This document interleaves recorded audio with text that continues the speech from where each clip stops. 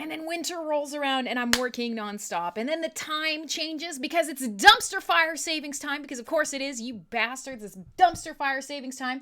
So of course, I'm supposed to change my show, but I don't change my show. But, if I were to do so, I would never make it home. I would miss every single week. And even now, I barely made it here. So let me jump into the on-air room so I'm not listening to myself. But you were just hanging out if you were listening to mspwaves.com. Hello.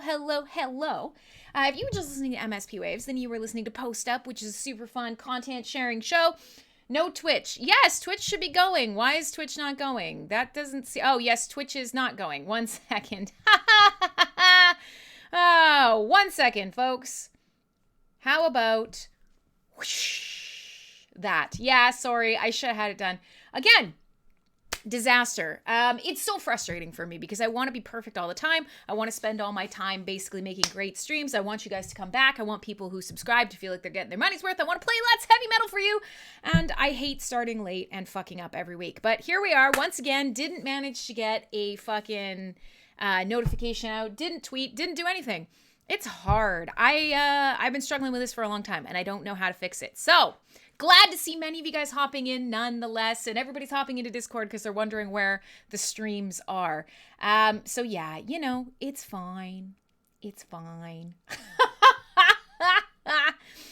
Welcome to another subpar Full Force Radio. Sass, heavy metal, good fun.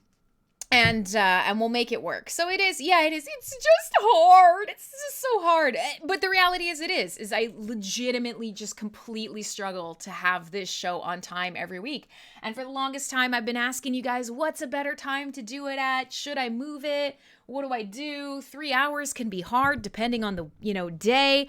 And I've had absolutely zero useful feedback and no time potentially to change it. So we keep doing the same thing. The definition of madness, Full Force Radio, continues at this time slot, Thursday nights, in your ears, whatever time it is for you now, live, wherever you are. And if you're watching the replay, then you can go to fullforce.rocks to find out when the next show is. I don't know. At some point, I will attempt to fix this, because the reality is more and more people are subscribing, more people are watching the replays, things are great. But if I don't do the show can't grow. God damn it. So I'm struggling. It's always a struggle. I'm in a struggle puzzle. I'm on the struggle bus. The other day, I found out that, and we'll have to kind of check on this. You guys may know it's been a fucked up week in the techverse, in the cryptoverse, and I know that's a cyberbuzz topic. If you guys have never hung out for cyberbuzz, I do a synthwave and tech show. P.S. You should come this weekend, November 12th, because I am going to have a very cool guest on. I'm a big wrestling fan. I met the team from Woo at a conference, World Wrestling Organization Online. Sorry, I always want to just make up my own fucking acronym. But yeah, so the really cool wrestling game built on the 𝖍𝖊𝖆 blockchain. Cool dudes, super fun. So yeah, Saturday is going to be a lot of fun. But here's the thing. Well, on Twitter, if you mention, at least prior to Elon, if you mention that you're on the struggle bus, somebody legitimately coded a bot that will come and call you out and be like, yeah, but are you really on a bus? For 1 minute, before I start playing metal for you, before we start kind of talking about stuff and doing stuff and whatever, just hanging out tonight, I am always surprised at the absolute fucking nonsense that you can find on Twitter. And I know that's a thing. Many of you guys have come from the Twitterverse and the Twitter sphere and the Twitter twatter tweeter twoots. And some people are real mad at Daddy Elon, and some people aren't happy with him, and some people are really happy with him. I don't know. Twitter is dumb, but it's a great place to hang out. And so I don't know if you guys want to try this, but if you used to tweet anyways that you were on the struggle bus, an actual little bot would come by and sass you. And it would actually just It literally, somebody coded a bot just to be a dick. And that seems to be like Twitter in a nutshell. So I'm not sure if it's still happening. And if you guys use Twitter, or do you have an opinion on Elon? Do you care? Because his whole sort of shtick seems to be making everybody really mad. And all the lefties and whomever else that begged someone to, make things better, and all the righties who were like, give us back real free speech. Neither of them are happy. No one is happy. Everyone's mad at Elon. That's what's happened, is fix Twitter for us. And then he just broke it. He just broke everything and everyone's mad. And you know, isn't that the real sort of like triumph of tech? Is, you know what? Forget it. I'm not going to be the hero that you deserve. I'm literally going to be the villain that I want to be. People moving to Mastodon. They're not. That's a lie. Everybody, you know, Mastodon's been around for a long time. I remember back in the day, I was, you know, this many years old. If you're on TV, you're on the team. Yeah, Elon, I don't know. I don't even know who AJ is. So that whole sentence just went right over my head. But cool. I have no strong opinions about Elon. I think Elon is Lex Luthor. Like, legitimately. That's who he is. He has a lot of money. He actually sort of does have this weird sort of broken passion for humanity and technology. And when you put those two things together and kind of combine it with his big brain energy and his complete out of touch, like being a pleb in reality, you get Lex Luthor. Like, that's what you get. So, you know, like I said, he's not necessarily the hero or the villain that we deserve, but he's Elon, and he's going to make our lives interesting, perhaps. But I digress. So I've definitely noticed today that people are having ever-living motherfucking meltdowns about everything to do with Twitter. And so I keep thinking, oh, I'm going to get the Fullforce Radio Twitter back up and running again. And then I log into Twitter and I'm like, nah. But so yeah, it's been one of those things. Hey, maple syrup, hello. I love it. I love how you just got to Canada and embraced it. You were like, I am born of the syrup now. I was steeped in it. No one cared about who I was until I put on the toque. Nobody cared who I was until I put on the toque. It's the Canadian version of Bane. I'm sorry, I suck. Listen, so we actually do heavy metal on this show. And I do actually have at least a partial playlist tonight, but I don't have enough of a full one because work was crazy today. So we'll chit chat, we'll hang out, we'll talk about some stuff. I've been having a delightful week. I might actually, if I get a chance, I might run downstairs and spend parts of the show. I've been spiking up my battle vest in anticipation of Cannibal Corpse next week. So I want to add some more spikes. If you're just listening, you can't see it, but I'm petting my spikes right now. And so yeah, I might end up kind of working on that while we do music, while we hang out together, while we chat about whatever you guys want to chat out. And we'll kind of go there. Your lake connection sucks. Well, I saw a brief thing about you that you travel around with your dogs and you hang out by the lake. And that is Thanks, Matt. Also, something is really, really broken because you showed up twice, but that's really cool. That's something we have to deal with tonight. For those of you who haven't heard, yeah, I'm an affiliate now. Twitch has monetized me. Who cares? But the nice thing is many of you guys have been awesome and you've been subscribing using your free Amazon Prime subscription, and that's fucking amazing. So, you know, I can continue to be absolutely mediocre in an entertainingly infuriating way, and potentially maybe we can like churn up a couple bucks a month that I can hopefully pay someone to help me get, you know, like a community manager or whatever. But you guys have been bothering me forever, and I got a bunch of messages after last week's stream on a bunch of platforms saying, let's make some fucking emojis of your dogs. And agreed. We need them for Vim TV. We need them for Twitch. I don't know if I can have them for Theta or Trovo. Maybe. But we should probably put my dog's face everywhere. So let's do that tonight. Now, in terms of metal, while everybody's pooping away in the chat room, it's getting real shitty in there. And for those of you who are watching, you can see, and I just realized I don't have the text line changer going. So let's start that bad boy. Down below, if you're watching the video stream, you can see all your lovely little floaty heads hanging out. These are people who are in the Discord, but we've got people on Twitch, on Trovo, on Vim, on Theta, wherever it is that you like to watch. And some of you will be watching a replay later live on YouTube. So the plan for me tonight is I have been fully embraced by the depths of winter. It is so weird. You guys, many of you know I live in Vancouver, Canada, and it's very much the, you know, middle child. You're not on OnlyFans. No, you ask that all the time, but the reality is A, a lot of work, B, no one cares. And see, I don't know. That seems like, yeah, that seems like a good way to, thank you, Matt. Seems like a good way to just lose all your mystique. I don't know, man. I don't know. But props to people who have them. Real talk. I'm not slamming the hustle. I'm just saying, for me, not a good choice. So listen, I have been sort of embracing the fact that in Vancouver, we get this long summer. Summer extends into the period where most of the places in the world, it is still autumn. And so for a while there, you want to do solo masturbation videos. My God, you have 2 hours to talk about your own dick. And then my show starts and you're just like, fuck yeah, more about my dick. Ah, amazing, really. So moving on from that, congratulations and good luck on your new endeavor. Is that what you do at the end of what am I reading? I don't know, guys. If you're here and you're wondering why I'm talking about solo masturbation videos, listen, chat goes where chat goes. What do you do as a guy, first of all, on OnlyFans? I'm going to say I'm ignorant of OnlyFans. Onlying.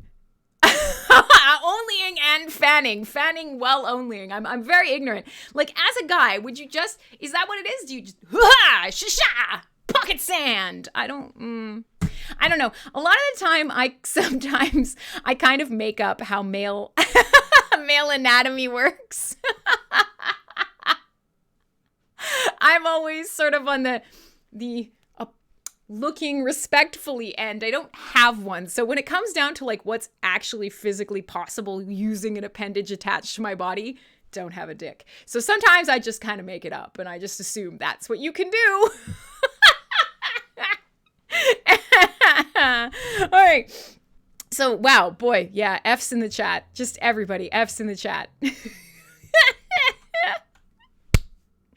What I was going to say was the weather. It wasn't about masturbation at all, but this is Fullforce Radio, and that's how things happen around here. No, I live in Vancouver, and it is very mild here. It's very chill.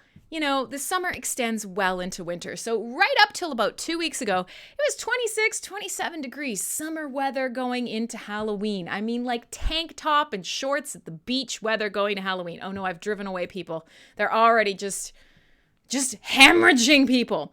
But with that being said, it was beautiful and warm going into the week up to Halloween, like little kids trick-or-treating in shorts kind of thing. And then we hit the wall of winter. We kind of just skipped. We just skipped fall entirely.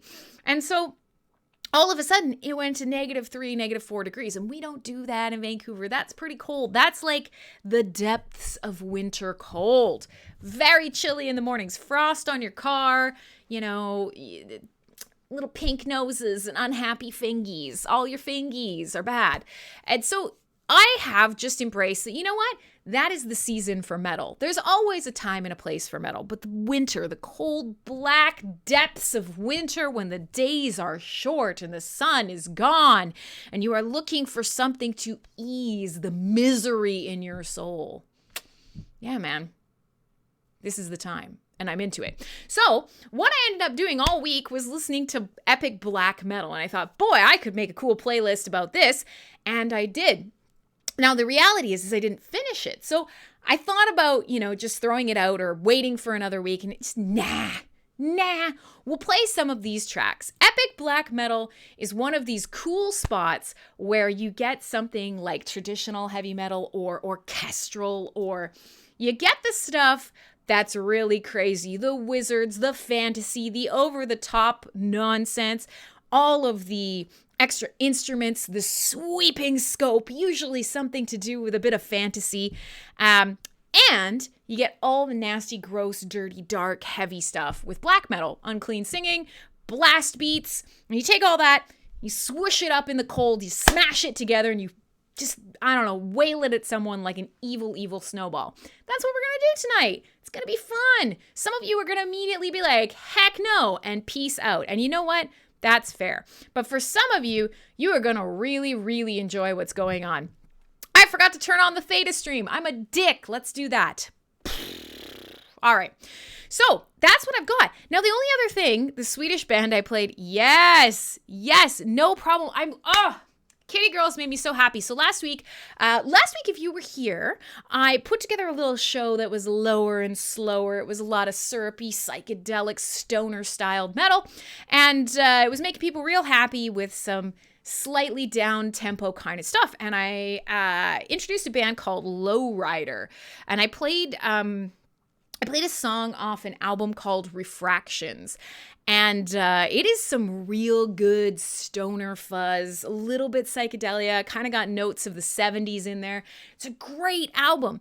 Like, huge shout out. The thing that makes me happiest if you are hanging out at this show is when I put these playlists together and I share these artists that I really love with you guys and these tracks that make me happy and just all this crazy shit that's going on in my world musically, that you guys end up finding people you love too. And I honestly, a million times over, I would be so stoked that rather than having anything to do with me, that you guys go out and end up, interacting with or supporting a band, especially a band that maybe isn't as well known or whatever. So hell yeah. She says, as she doesn't have a fucking metal shirt on tonight. I'm not going to lie. That's pretty disappointing, isn't it? I guess I could I'll put my battle vest on, but there's no patches on the front, so it still doesn't quite work. But I want to do a couple more rows of spikes. I want to play you guys some epic black metal. I want to have some fun, even though the reality is I fucked up and I barely made the show start on time and all that other good stuff. So if you can tolerate that from me, we could play some Merciful Fate. If you could tolerate that, we're going to have fun tonight. And I got a lot of stuff I want to talk to you guys about. I don't know. I know a lot of you guys are big old nerds like me. I know a lot of you like to read the books. You do the book learning. You got the reading going on. Since we are talking a little bit about epic metal, I do have some fantasy-inspired stuff on the playlist tonight. So I'm going to ask you about book series, what you're reading, whether or not you read high fantasy, and whether or not you are familiar with some of the stuff that's coming up. But let's see what is on my list. The other thing that is really freaking cool tonight is there is new Insomnium, new Amorphous, both of them like Melodeath, epic black metal, kind of goosh. I don't know, that nice big pot of mix amalgam all together. So I'm going to play some of my favorite bands for you. Brand new stuff released like in the last little bit. It's going to be real good. It's going to feel real good. Get it and rub it on your skin, rub it on your face. You grew up on Piers Anthony. Yeah, me too. I love Xanth books, but not his best work, to be honest. Like, I've read all of them and they're hilarious, but I mean, he's done so much. He's prolific. But comedy fantasy is one aspect. High fantasy and like serious, like takes itself super serial fantasy is another one. I would argue that most of us, I've done a couple shows on Tolkien as well. And we've talked a lot about that. Some of these properties that have become basic pornucopia. Yeah. Yes. Gabe. Yes, David Eddings, Raven Feist, Ursula Le Guin, Jenny Wirtz, Robert Jordan, Stephen Donaldson. Yes, let's talk about the Wheel of Time, my friends. We're going to play that. Man, I like it. I like where your head's at. You guys are on it. Now, a lot of it won't be black metal, but some of it will. I'm going to start with a track, brand new Amorphous, because you guys know I love Amorphous. And if you don't know, then you know. So we're going to start with that brand new track called The Well, released. They are going to be touring around Europe coming up pretty soon, which is pretty cool. So if you guys can hang on, we're going to do a couple things. A, I got a pizza on the way, so we're going to hang out and eat dinner together. B, I'm going to get some more spikes so I can add a couple more spike friends going on here to this. And I guarantee you that when I switch over, and if you are watching the live video, when I immediately switch over to the music view, I'm going to be upside down and nothing's going to show up. So if you give me a couple seconds, I will do all the things and the stuff and beep the buttons and boop the dupes, and maybe it'll be good. Yes? Yes. All right. So let's start with brand new Amorphous. The track is called The Well. Let's see if I can get to my playlist. Amazing. Let's do it. My name is Crimson Clad, and this is Full Force Radio.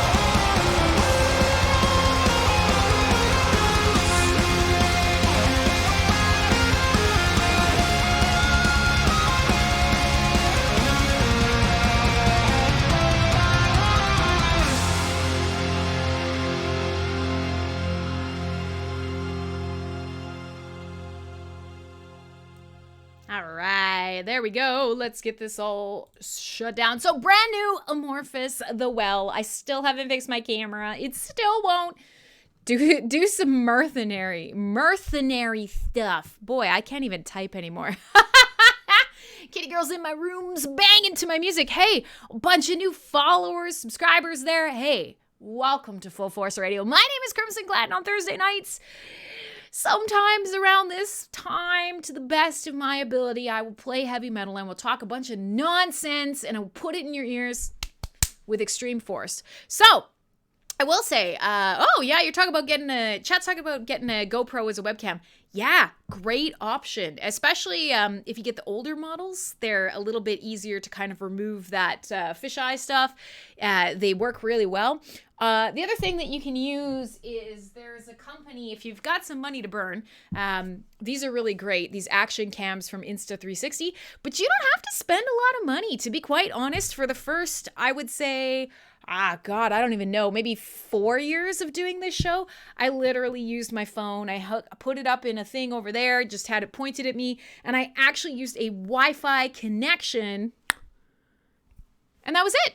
Streamed to my PC, Wi-Fi camera, and you know what? Most of you thought it was fabulous. But here, as the time goes on, I've tried to put a little bit more money into the whole spectacle, and that's it. All right, Best FC, your brain works like Google, your ADHD. Now listen, this show's gonna work for you because one of the most wonderful and horrible things is best laid plans of 𝖍𝖐𝖋𝖔𝖗. I plan on what I'm gonna talk about, and then because this show is live, it's radio, but it's a live stream. Some of you watch, some of you listen, some of you just pop in and out and only read the chat. However it is, I was gonna say however you consume me, but yeah, however it is you consume me, consensually, totally fine, whatever, right?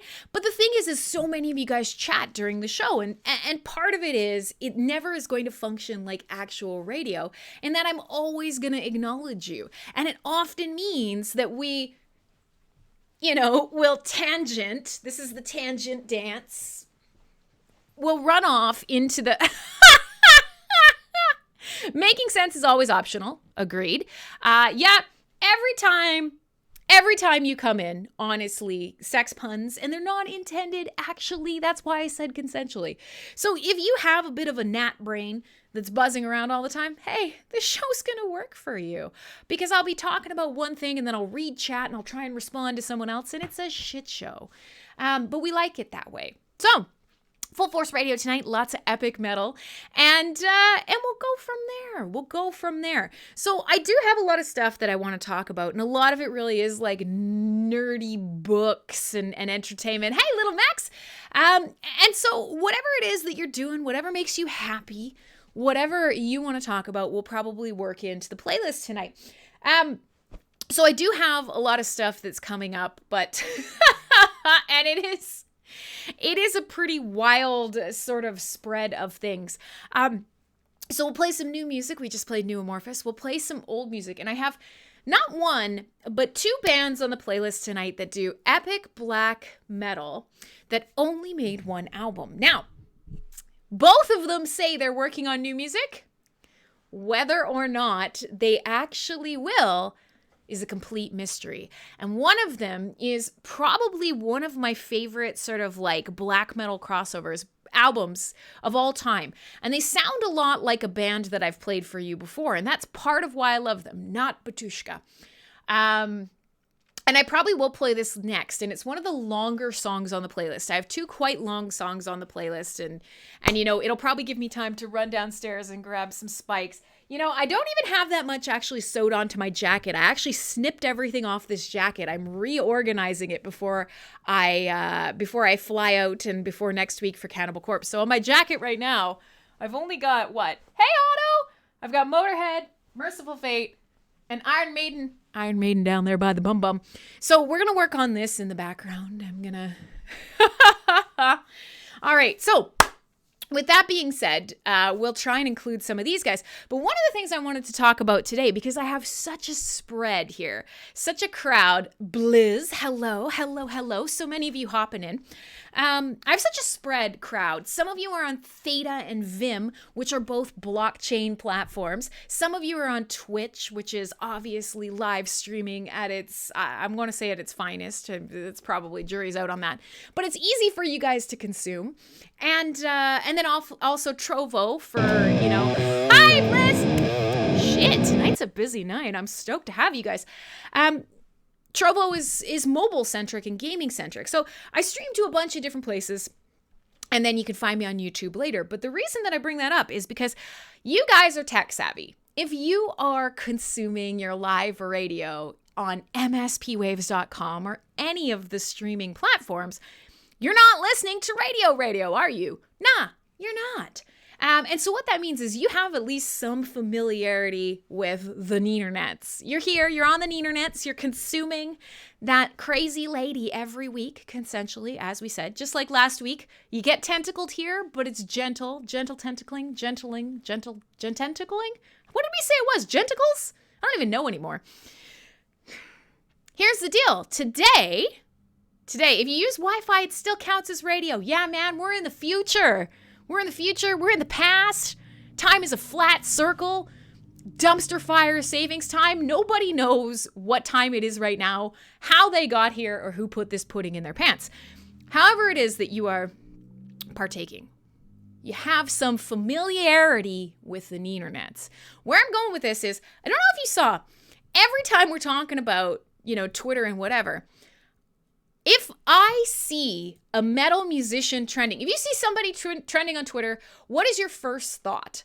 Because it's probably like me. My first thought immediately is, holy shit, they died. I don't know if it's the same for you.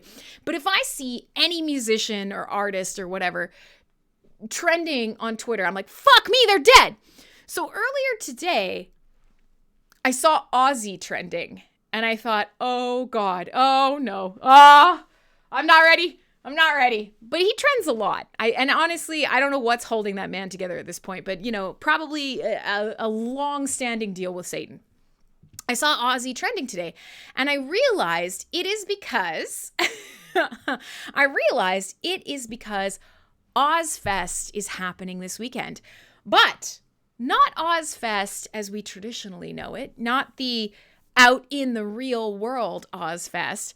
Ozfest is happening this weekend in Decentraland, in the metaverse, which for some of you, very exciting, very cool. And for some of you, you're like, the metaverse is the worst thing that ever happened to anything ever. Draw me like one of your eyebrows. I wish I could, Ron. Look, they're not even, oh gosh, I'll have to focus on my face. They're not even drawn in today. I barely have any. Look I got a couple little wispy ass hairs because I didn't have enough time to draw my eyebrows in. So if I were to draw you like one of my eyebrows or my non-existent eyelashes because I'm not wearing makeup, you would just cease to exist. So be careful what you ask for today. Man, in a perfect world where I was a professional streamer, I would have incredible makeup every day. And you would come and you would be like, yes, the metalverse. Yep, absolutely. I missed that. Perfect pun. Fuck me. Ozfest is in the metalverse. So, using a platform called Decentraland and sponsored by Kraken, the exchange for cryptocurrency, Ozfest is happening this weekend. In fact, day one has already happened today. And you have Black Label Society, you've got Motorhead, you've got Ozzy Osbourne himself. It is pretty crazy. And I'm wondering, how do you feel about this? Is this something that you would watch or hang out? Look at you, you're on the Vim channel.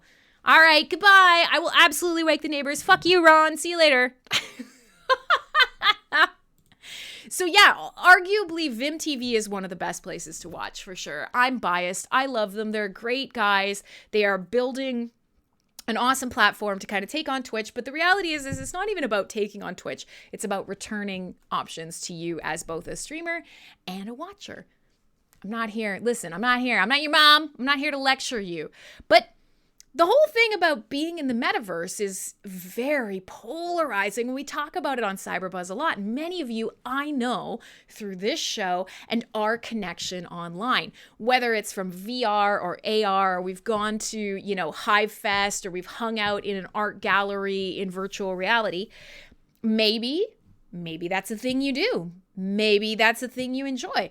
Do you think you have a future where you can see yourself attending a music festival? Maybe when you can't get to, it's in a part of the world, it's too expensive, you're not able to travel there, whatever. Can you see yourself going to a virtual metal concert or a virtual concert? So one of the things that's really interesting is, of course, 𝖊𝖕 has always truly believed in monetization. 𝖊𝖕, when he was alive, he would slap his name on anything. 𝖊𝖕 loved merchandising, and many of you guys know that he had his own little vibrator and a million different things. Motorhead loved it. They loved the idea of, let's put our fucking, welcome to Theta. I've been here a while, but welcome to us together. Hey, Sean. So the reality is oh, thanks. One of the things that's always been amazing is that you could get a Motorhead anything. You want a fucking pizza turner? No problem. You want a bullet vibrator? Absolutely. You want like... oh, thanks for the donation, Matt. So the reality is you could get a Motorhead anything. You want a Motorhead, like clothing, housewares, pet accessories, weird branded things for your car, air fresheners. If you want it, you can buy it with a Motorhead logo on it. So, now that 𝖊𝖕's dead, for a fact, he's totally fine being sort of brought back to life in many ways, because not only did he love the idea of, monetization, not from a money hungry way, but from a sharing kind of way, but he also loved the idea of honestly continuing to kick your ass forever. That's 𝖊𝖕. So here we have Ozzfest, and we have Decentraland, and they have built this big old stage.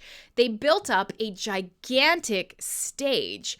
And I'm going to steal something from one of the other people that I've seen on my feed who's here on Hive. I'm going to drop this image in chat for you quickly. They built this gigantic, in the Hall of the Mountain King style stage. It's got a big ass, bat skeleton perched over a dungeon entrance, and you go in there, and that's where the main stage is. It's a pretty cool world, eternal night, all glowing purple. Is this something that you think you would do? Because it is really fascinating. And so I saw Gabe said absolutely not. But for some of you, do you think it'd be kind of an entertaining do you think this would be kind of an entertaining idea for you? I absolutely live for going to live shows, but I also want to be able to participate in things when I can't be there. And so I have been seeing images from around the event. Let me just see if I can. 𝖊𝖕. Pike! I'm gonna cry. I haven't seen you in so long. I hope you're doing good. The last week and this week, after I was away for vacation for quite a while, so many of you I missed, and it was soul crushing. So I just want to throw it out there that for those of you who have come back after a time, especially when I haven't been here, I miss your faces. It warms my cold black heart when you decide to come hang out with me for whatever little bit of time that you do. It's very meaningful for me. So thank you. That's fucking awesome. So yeah. Let's do one of these. Let's open her up the browser here. Let's see if I can. I'm going to show you. So here's something. I'm just looking around the internet trying to grab people who are who are trying to share this. So I guarantee when I switch to the browser, I'm going to be upside down. Don't judge. Yeah, I'm fucking upside down. So here you go. Here is a little avatar of a virtual 𝖊𝖕, slapping the bass on a little sort of summoning pentacle in the middle of this environment with lights going on him. How do you feel about this? And while you're while you're writing that out, I'm going to flip myself right side up. I'm hanging from the ceiling like a bat. There we go. Very Oz appropriate. I'm trying to decide if I think this is crazy awesome or not. I think it opens up a lot of avenues for a lot of people. I don't want it to replace most, music venues, most live music, but we can have a little fun sometimes, can't we? Look at Lemmy in his awesome hat, looking all fun. So we will indeed, my cold black heart, okay, just between us here, I'm actually a very nice person. We've talked about it on the show before. Metal is one of those things, as scary, as evil, as awful as it is. Katie, listen, you're not Sofa King. You're just king. But so the reality comes down to is metal is this place where I can feel happy, I can feel mad, I can feel sad. It is a true catharsis. And we've debated this to death, but metal is full of incredibly kind people. And one of the things that I was talking about is next week I'm going to see Cannibal Corpse live. Big fan. We're going to work on my jacket. We're going to spike it up a bit more because I'm redoing it before I get to Cannibal Corpse. But we've talked about it on the show before. Corpse Grinder, George, if you've ever seen him, he is blessed with the genetics that have allowed his years of headbanging, to build the most intensely thick neck of all time. And this will tie in because I am going to play some Cannibal Corpse a little later tonight. But I want to throw out there that he is one of the most terrifying humans. His name is Corpse Grinder. He's in a band called Cannibal Corpse. He has such he just released a solo album not that long ago. That let's just look at Corpse Grinder's solo album just for a second, just to throw it out there. I can see where people get this sort of idea. On wings of carnage, acid vat, bottom dweller, death is the only key. Devourer of souls, defined by your demise. Master of the longest night, all souls get torn. Okay. I get it. That sounds intense. But we've also talked about on this show how he is really sort of dedicated. I'm not trying to convince anybody, but he's really dedicated to charitable acts. And so I wanted to throw it out there tonight because we're coming up to a time of year that's really consumer centric. And I also know we're coming up, this year has been hard. Money is tight. The world is insane. We've come out of years of being fucked around. So no judgment. But hey, Marco, hi everybody. Gosh, tonight's been a busy night. There are so many of you. It's exciting. But the reason I bring this up is Corpse Grinder, one of his things we've always talked about is while he's on the road, he will go to local arcades. He will play the claw machine. He's really good at it. He will win a bunch of stuffed animals, and then he will take them to a local hospital and donate them for little kids who are in the hospital. And so one of the things is that I've always kind of been really into is service-based learning, service-based experiences. And so often on this show, we talk about the different things that you can do to be good to yourself and the community around you. And we often talk about how, even though you and me, you and me, we have this connection through a screen right now. But that doesn't mean we don't impact each other. You guys coming to hang out with me and me entertaining you. It's this really powerful thing. It's why streaming and everything to do with the internet matters so much in this world. So whether or not you have the money to kind of volunteer physical items is neither here nor there. There are things that you can do, even if it is just coming and hanging out for a charity stream. But I want to put a little idea in your head because it's something I always do this year at this time. And for the Aussies, it's a little different. But wherever you are, yes, service above self. And you know what? You get pleasure out of it. You do some service and you get a little pleasure. But real talk, honestly, when you get to do something fun and you make someone else happy, for me, and I'm sure for many of you, it's selfish. It makes me happy. But so here's the deal. As a Canadian, Black Friday was never really a thing. We would see on the news what's happening in America. Black Friday's here. They opened the doors at Walmart. 36 people were trampled to death. Like, there's a lot. You guys, there's a lot going on. So, you know, as Canada does, we often adopt American sentiments. And so, you know, we started off, we were like, hey, Thanksgiving's cool. We'll do Thanksgiving too, but we'll do it in October because we need a stat holiday in October. Do we have a rock? Nope. Do we have any pilgrims? Absolutely not. You know, do we have anything at all that relates to Thanksgiving?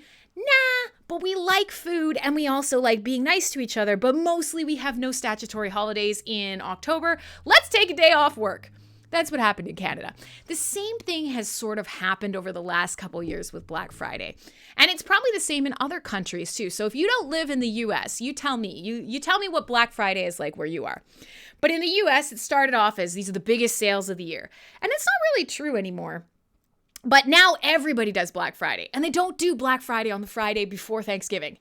It starts the day after Halloween. That's it. It's Black Friday sales. You start getting the emails. The stores start lowering their prices or they raise the prices so they can discount the prices. Like, you're not getting a deal anymore. And it's every single retail store, online, offline.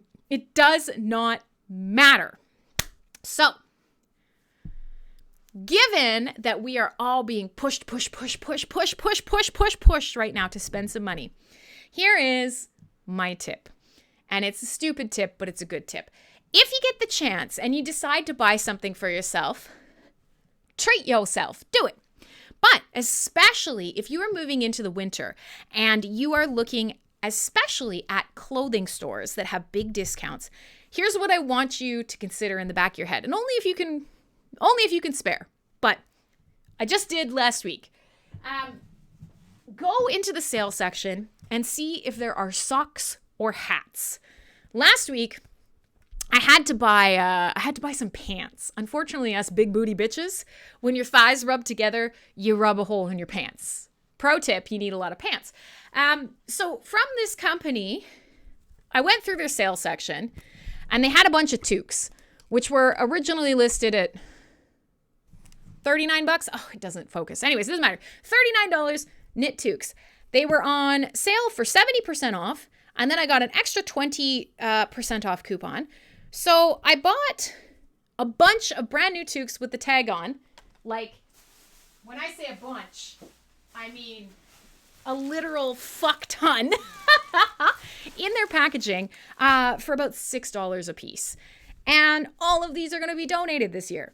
Socks and toques, number one item that these places, especially for people who are either can't afford heating or who are living on the streets or whatever, take a look at the places that you're buying because often the sale section has socks or toques and yeah, they're kind of a gray brown. They're not awesome. Who cares? Somebody out there is going to be real cold and this is going to be super exciting for them. So that is my pro tip because I'm so sick already of seeing Black Friday deals. So if you get a chance, go looking around in the sale sections for stuff that somebody might need and get them for a couple bucks. Because like I said, these are not worth $40. But $6 a piece? Yeah, man. Somebody's ears staying warm is worth $6 a piece. All right. Preaching is over, bitches. Let's play some more music. You guys want to play some Corpse Grinder? Let's do some Cannibal Corpse. You know, one of the other things that always makes me laugh is when I tell people that, you know, I love live music. I love it. It's great. It's fantastic. Makes me happy. And then they're like, oh, what's the concert you're going to see next? And recently I'm like, oh, I'm going to Cannibal Corpse. And they're like, oh, that sounds terrifying. You know, the best way to remind someone that metal has infected their life and that they actually know all of these bands? Ask them if they've ever seen Ace Ventura, Pet Detective. Remember that scene where Jim Carrey wanders up on stage and he's just like, that's Cannibal Corpse. No, absolutely not. I'm not going to play Eat the Rich. Sorry.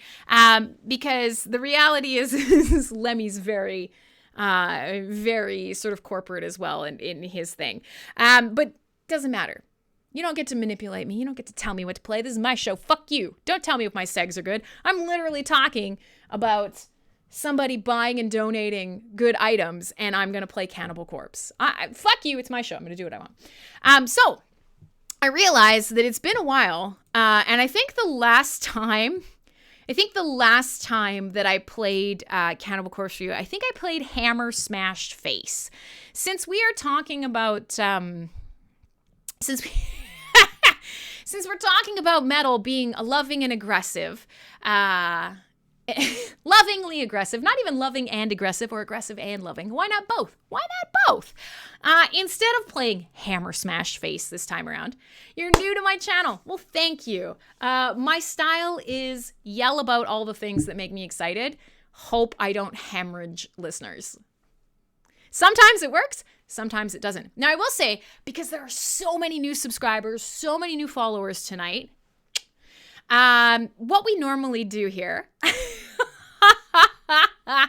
Yeah, that's a big one. We could talk about that too, Katie. But here's the deal.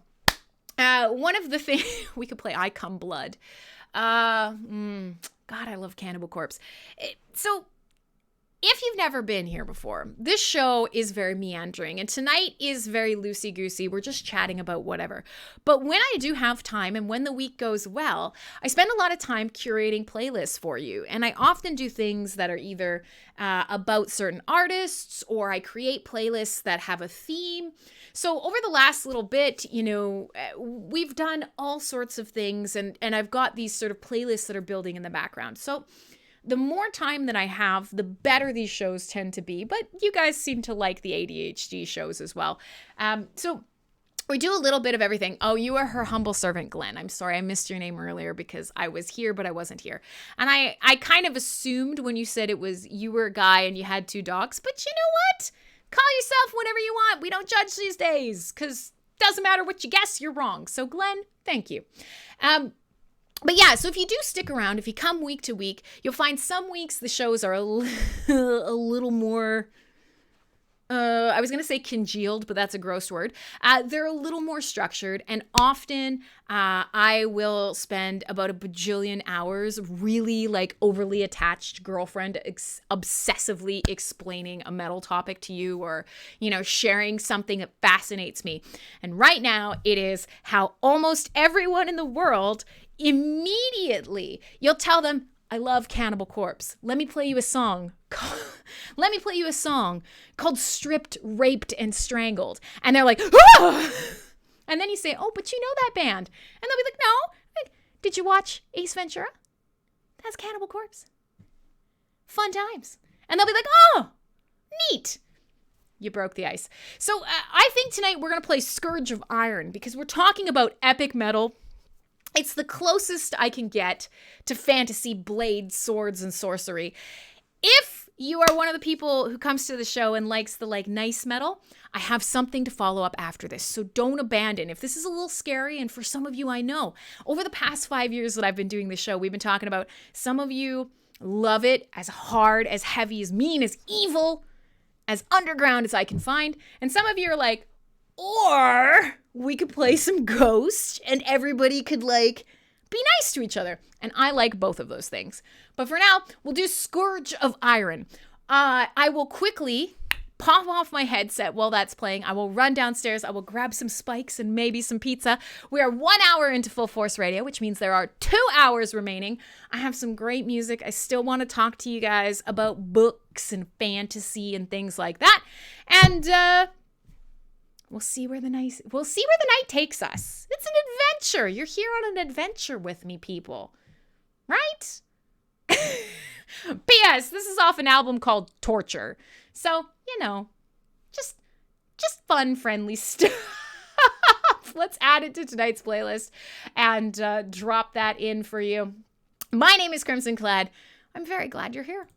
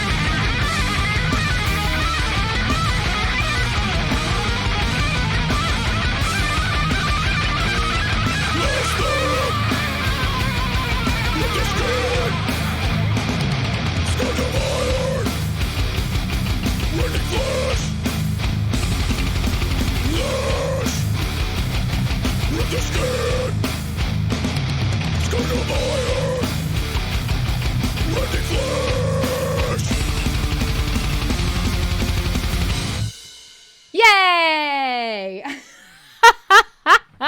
All right, so listen. For some of you, it's first thing in the morning. For some of you, it's the afternoon. For wherever you are, you were just listening to some Cannibal Corpse. Yeah, a little bit heavier, a little bit different. But yeah, it is. It's epic stuff. I mean, and this album, many of these albums for a lot of people is a lot. But once you get there and you're kind of in it, it's just like, it's good stuff. So, while we're chatting tonight, I'm redoing my battle vest. Some of you guys were here earlier when I originally had my battle vest.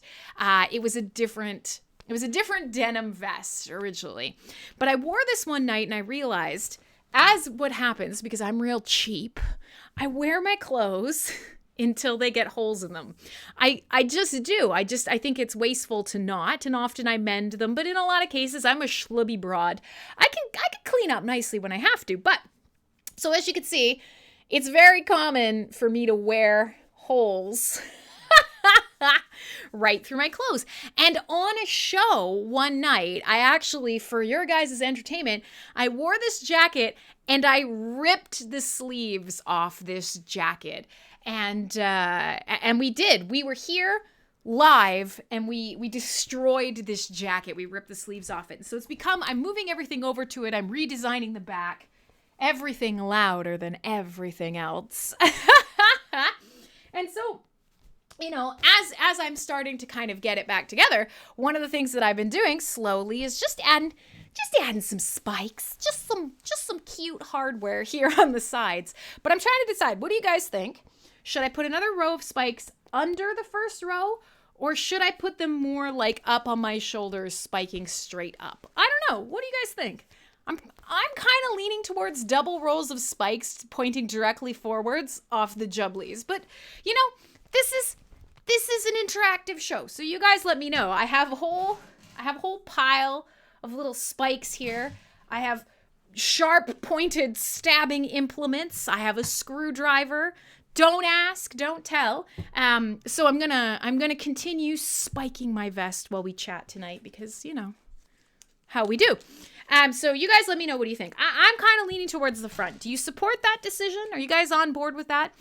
But so what I did promise you guys is fantasy metal, epic metal, some fun stuff about having to do with swords and sorcery, sweeping epic storylines, and all of the high fantasy that we crave.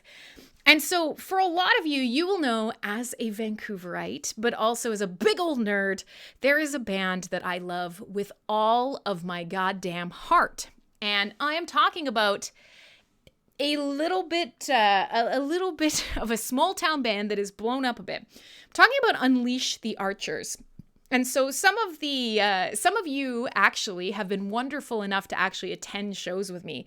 I have gone to see Unleash the Archers not once, but twice with fans of this show. They are incredible. They're amazing performers. Brittany Slayes, the lead singer, she is riveting. You cannot look away from her while she sings. She has the most incredible voice. Her vocal range is huge, and they write songs. Their last 3 albums, if I can pull them up for you here quickly, they're basically all of the major albums, extended play albums that they've released have been a continuation of the same story. So they had they started with Apex. They started with Apex. They then had Explorers, and then they followed it up with Abyss. And these 3 albums, bye, good night, goodbye, have a beautiful time. These 3 albums, if you listen to them front to back, 1, 2, 3 stuck together, they tell this incredible story, and it's sort of like this space fantasy, an incredible villain, a hero, servitude and slavery and space fiefdom and sword and sorcery and all the stuff we've been talking about on this backdrop of incredibly, incredibly beautiful, melodic, epic heavy metal, and with incredible clean singing over some good old-fashioned blast beats. And I play them for you guys pretty often. I'm a big fan. I mean, it's a little bit of nepotism, but hell, I love them. So I thought tonight we would do a double shot of Unleash the Archers. And there's a reason that I've picked 2 songs from them. And of course, it's the sword and sorcery nonsense. Yes! Britney slays. She's incredible.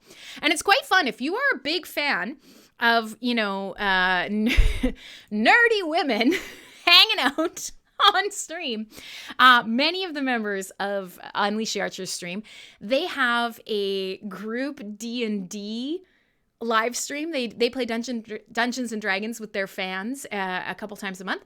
And Brittany does right here on Twitch.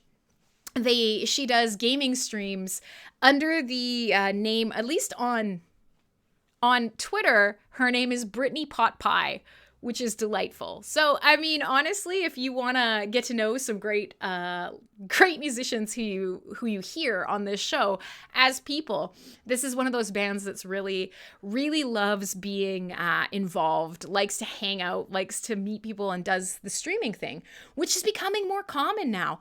I'm not going to lie. I love it. I love the fact that I don't only have to wait for a new YouTube video, or I don't only have to wait to go in person. I can rock up and 𝖍𝖊𝖆𝖘 from Exciter is, having an awesome 8-hour-long shred session, or Matt Heafy of Trivium. He's the streaming king now. Or, so many different Herman Lee is just needling in your face from Dragon Force.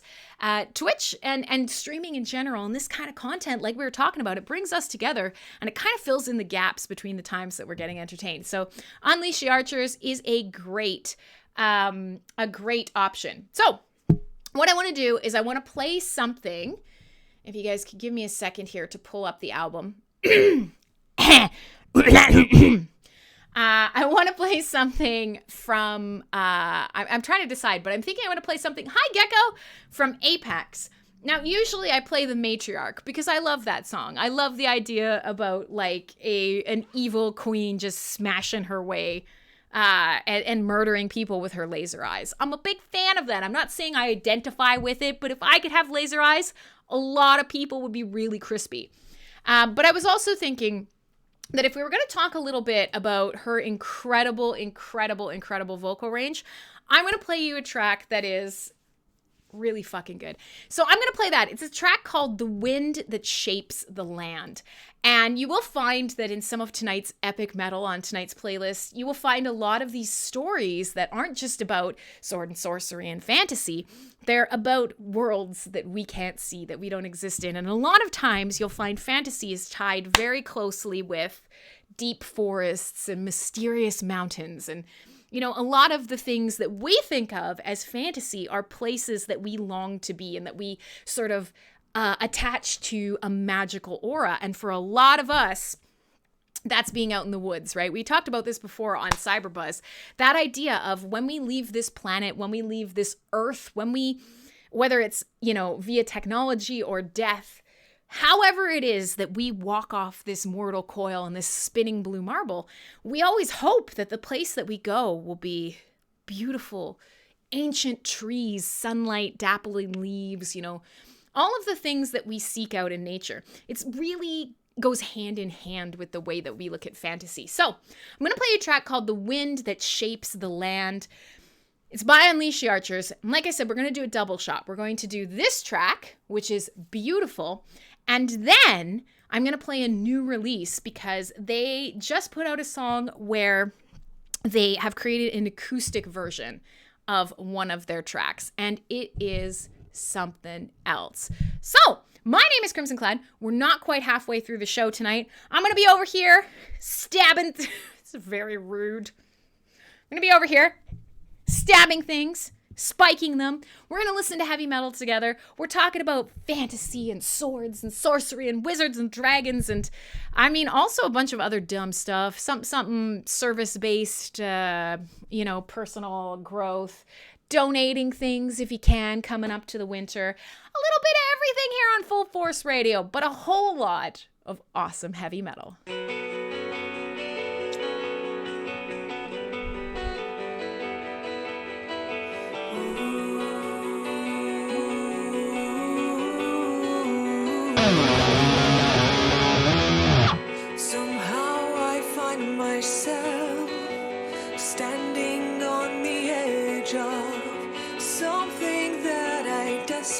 really need. From this moment I will not be the same. No more crying for the things I can't change. Here I will put this tale to rest. Finish what I started long ago. And though it may not be the ending I wish,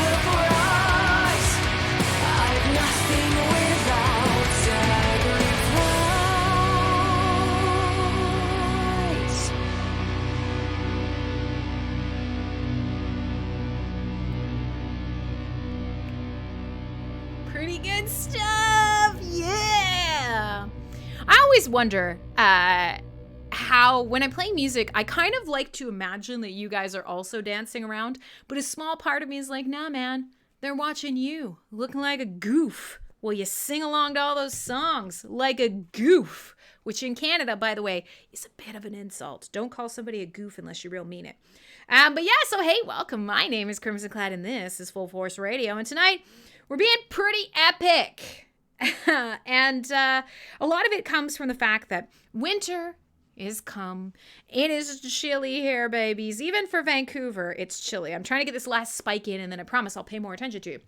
But the winter is here now, officially, and it's cold. It's time for metal. And so over the last week, because I listen to music pretty much all the time, everything I'm doing. And, over the last week, I've especially been drawn to black metal, which is part of that cold, dark, doomy, gloomy kind of time of year. And so I thought exactly, winter is coming. Winter isn't just coming, JJ. Winter is here. Oh, freeze my tits off. Canada is the North Pole. Yeah, I mean, if you don't know anything about geography, I guess so. No, I live in Vancouver.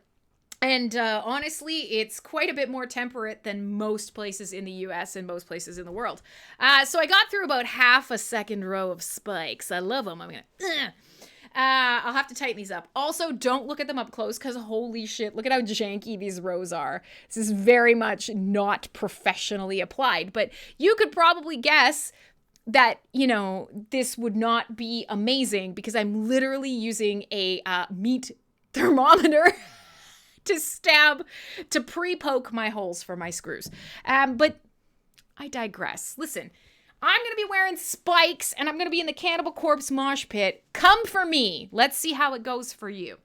But yeah, so I love that band a lot. And I'm trying to find stuff that sort of highlights the fact that the winter is the perfect time for storytelling, for swords and sorcery and fantasy and all of the things where our minds and our attention spans are wandering because, the weather maybe isn't quite what we want it to be, or we're sitting in front of a fireplace, or whatever it is that's going on for you that kind of puts you in the right metal mood.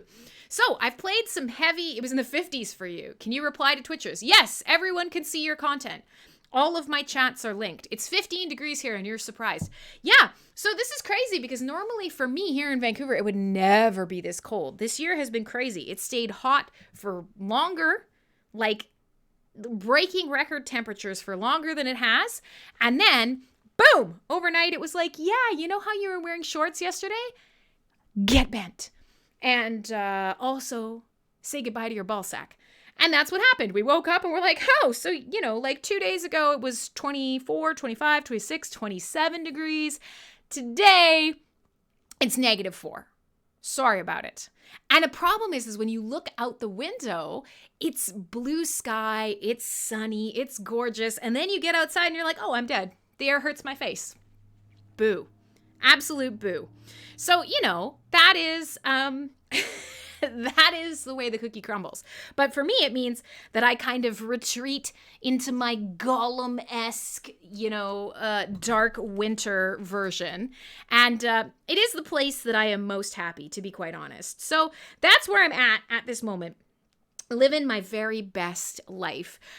So, I just thought I'd share that with you guys. I did promise that I would play a second Unleash the Archers track. That last one is a little bit longer. I hope you guys enjoyed it. Fantastic, sweeping storytelling, great art. Just good albums altogether. But then I told you guys I wanted to play an acoustic track that was just released by this same band. If you will let me, I will do it. And it's funny because even if you won't let me, I'm going to do it anyways, because how are you going to fucking stop me? You're not. And so this was just released, and I'm always trying to kind of mix in some old stuff and some new stuff. And I do have some throwback tracks tonight. So to make sure the balance is maintained, to try and get you guys exposed to, more spikes, bitches, to keep you guys exposed to all the lovely things that are going on and all the delightful happenstances. But I'm going to play this acoustic track for you because I can't get enough of Britney Slays' voice. And this acoustic version is not fully acoustic. There are some orchestral elements, there are some timpanis, there's a bunch of stuff going on. And I thought, well, gosh darn it, I do want to play this for you. So here's the deal. I'm going to play this new release called Acoustipex. It's sort of like Apex, but acoustic. I'm not going to lie to you, it's not a good portmanteau, but it is fun. It's a brand new release. It's a follow-up double dose of Unleash the Archers.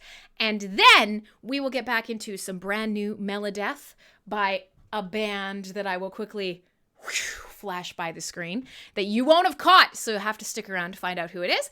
And then, in the last hour and a half of the show, because we're officially halfway through the show in a couple of minutes, I am going to play for you 2 long, sweeping, slightly medieval, fantasy-laden tracks.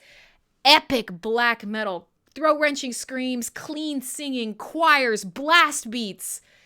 Oh, it's going to be good stuff. Things that I've been listening to all week, I'm going to share with all of you. So, if you're cool with that, again, I don't know why I keep saying that. I don't know why I keep asking it. It's like a small part of me cares about what you think, but at the same time, doesn't care quite enough to change it. But none of you have put up an argument, so here we go. And I'm just going to keep spiking along. Adding more spikes, hanging out, waiting for my pizza that's like an hour late. The things I do for you people. And then we'll just kind of go from there. We'll figure it out. Yeah, JJ, that's the other thing, is we have got to make emojis because the Crimson Clad emoji right now is just a bunch of dorky stars that are the generic ones. We need a Murphy, we need a Lulu, and I guess we need a tiny Crimson Clad face. What do you guys want? Do you want a little Fullforce Radio skull? Do you want an emoji of my face? If you do, why? What's wrong with you? Stop it. Get some help. All right. So if you are one of the people who is not a huge fan of the really scary, dark, evil, demony kind of stuff, then this is going to be music to your ears. And even if you are a heavy metal head, this track in particular is so beautiful. It's Acoustipex. My name is Crimson Clad. This is Fullforce Radio, and you're listening wherever you're listening. This is actually a part of MSP Waves.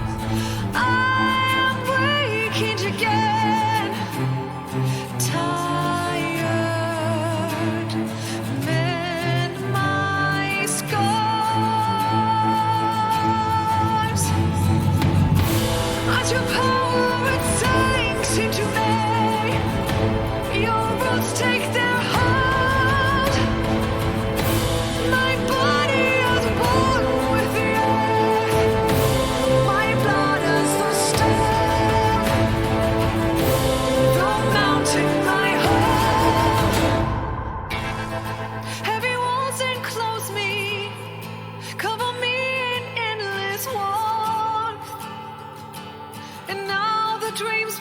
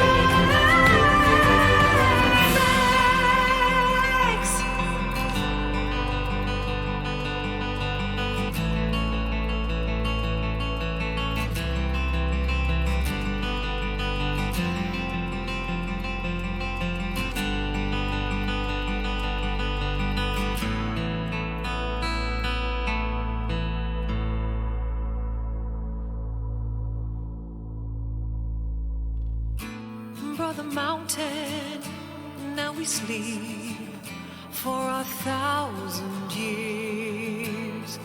I will see you again. Something is coming for me. Yes, tinkle those chimes. Mysterious and magical. All right, there you go. Man, she's a gooder. Gosh. So chat went distractingly quiet. And that only happens when you absolutely hate something or you absolutely love something. That is uncommon. My chats usually don't stop chatting. So there you go. That is an acoustic version of Apex, and it's a classic track. That was one of the ones where, you know, people really, for the first time, really got a chance to kind of hear Britney Slays' vocal range. So, if I haven't put you all to sleep by playing an acoustic version on a heavy metal show, I'm glad that you're still here. And like I said, we are officially halfway through the show, and it's always a good time to remind you what the heck it is that you're actually listening to. And you think I would be able to get this down pat, but I can't. Hey, hello, hi, like, it's good to see you. Halfway through the show, we did some Unleash the Archers. We did some, yes, just in time for some UTA. Just because we're talking about epic fantasy tonight. And we're talking about epic black metal and all that kind of good stuff. But so I do, of course, want to throw it out there that if you are just joining, lots of new subscribers, followers, donators. It's been a wild night tonight. Thank you. And of course, Fullforce Radio with Crimson Clad. that's me. So we're hanging out, and I am spiking my vest very professionally, and by that I mean I'm punching holes in some denim using a meat thermometer, and my lines of spikes are terrible. They're completely wibbly wobbly. They're all over the place. They're very poor looking, but you know what? Anybody that sees me is going to be in the mosh pit with me. And if that's the case, oh yeah, no. Yeah, so listen, when I razz you guys about not chatting, you don't actually have to answer. It's my job to entertain you. A lot of the times, you put me on in the background and you do your own thing. You're working, you're playing video games, you're writing, I don't know what you're doing. You're eating, you're hanging, whatever it is you're doing. I'm not here. I'm not here to tell you how to spend your night. So, knowing that I'm spiking along happily, things are looking good. I'm going to count out how many I have left. Maybe I can get a third row of spikes like a wild woman. But here today, I want to play a little bit more epic black metal. I want to play some new metalhead for you. And we were down tempo right in the middle of the show. And of course, that's the beginning of the sort of denouement, the falling action. And of course, before the end of the show, we need some rising action. So I'm going to play some super epic shit for you. Now, before the break, I did mention that I wanted to talk to you guys about fantasy novels and fantasy epics and all this cool stuff. Storytelling, witches and wizards and swords and sorcery and all that stuff. Vanaheim. I will look them up. I'm actually not taking requests tonight, but you know that if you give me something, if you tell me to listen to someone or you want to hear something, you know that I will take that to heart and I will put it in my big bucket, swish it around, and I will listen to it at the first chance I get. So, there's a bunch of stuff that I want to talk to you guys about tonight, but that's the other thing I wanted to show you. Since we were talking a little bit about Aussie and we were talking about, virtual reality Ozfest, and I've completely blown this. Where the hell is this spike supposed to go? Doesn't matter. Virtual reality Ozfest and all the rest. I wanted to show you guys, I got some mail, not a man, but some actual mail in the mail from the postal carrier. Nobody does that anymore, but one of the best ways to get patches that you can't get anywhere else is still by snail mail. And so, of course, anytime that I redo a vest or I move things around, you gotta have more patches. I have a whole pile over there that I'm still gonna add to this. But I wanted to show you guys a couple of sick new patches that I think I'm gonna put on the front of the vest. I'm not sure, but I think so. And one of the things that's so hard to get now is embroidered patches. So some of you will care, some of you won't. This one is a Dark Tranquility patch. I am stoked for this bad boy. And I thought we might play some Dark Tranquility because I love this patch. This is so sick. Now, of course, I was going to put it up to the camera and then I forgot. Camera doesn't I gotta fix that. The camera doesn't automatically focus because I used it while I was out traveling and I haven't fixed it yet. Yeah, I'll close up. Hold on. Can we do? Yes. She's a beauty. You got your angry trees. You got your like sphincter with a meteor coming out of it. You got your road to hell paved with whatever.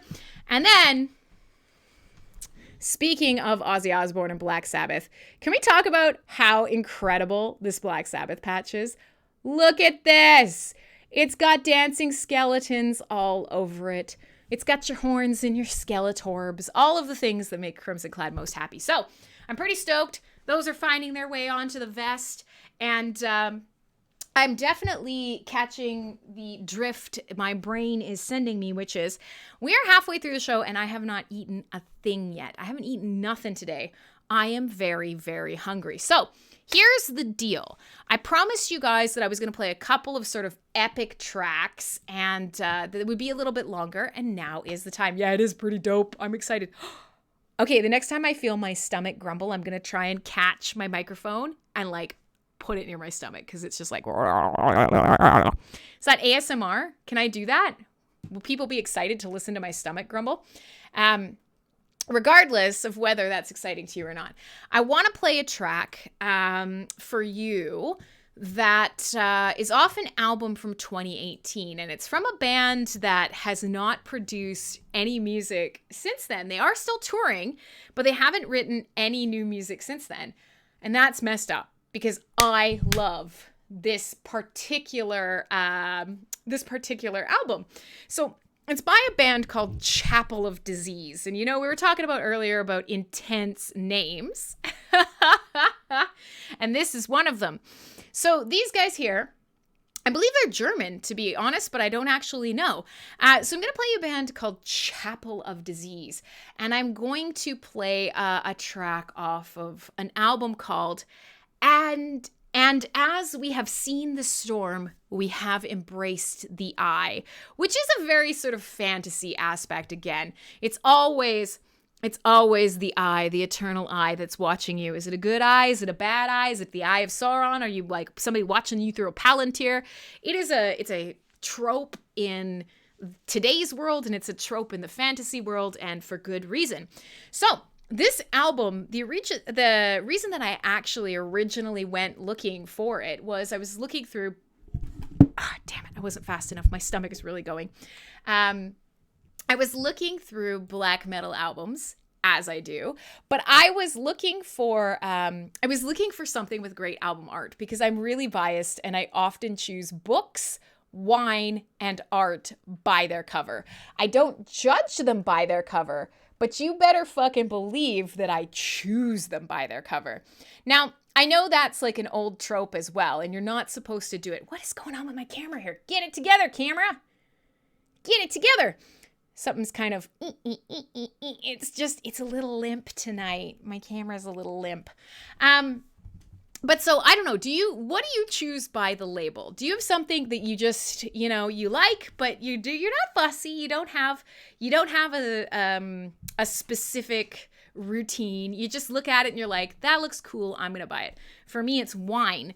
Any bottle of red wine that has like a skeleton, a skull, or like some sort of dark imagery, instantly buy it. And you know what? I found some really good stuff that way. I feel like my stomach's going to growl again here in a second.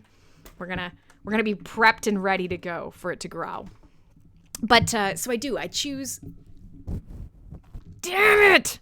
I choose wine based on the label, but I do choose books, but wine is number one. And yeah, sometimes when I'm farting around and I'm looking for thank you. When I'm farting around and I'm looking for new music, I often will just look at a cover. And often on a release date, there's so much new music that has been released that I usually end up actually just looking through who's got the coolest cover. I'm going to start there. And this was something as I was kind of expanding my black metal horizons that caught me because the oil painting that is on the front of this is beautiful. It's this incredibly gorgeous sort of windswept landscape. It reminds me of Windear, or it's got sort of something like the Impressionist era, almost like a part of Van Gogh. Like, it's a gorgeous cover. And then I listened to the album and I'm like, this rips. This absolutely rips. So I thought, maybe baby, that I would share this with you guys tonight. And it is a bit of a longer track. So we're going to put it on, and that's going to give me time to run downstairs to get that pizza and to bring it up here. I don't know if you guys heard that one, but it was really, really loud. Oh my goodness. We're going to have to eat. I'm going to have to eat on stream. I know. I will eat on stream. I will. So while we're talking about stuff that was chosen specifically for its covers, I'm going to share this with you. And I'm going to share a track called Null.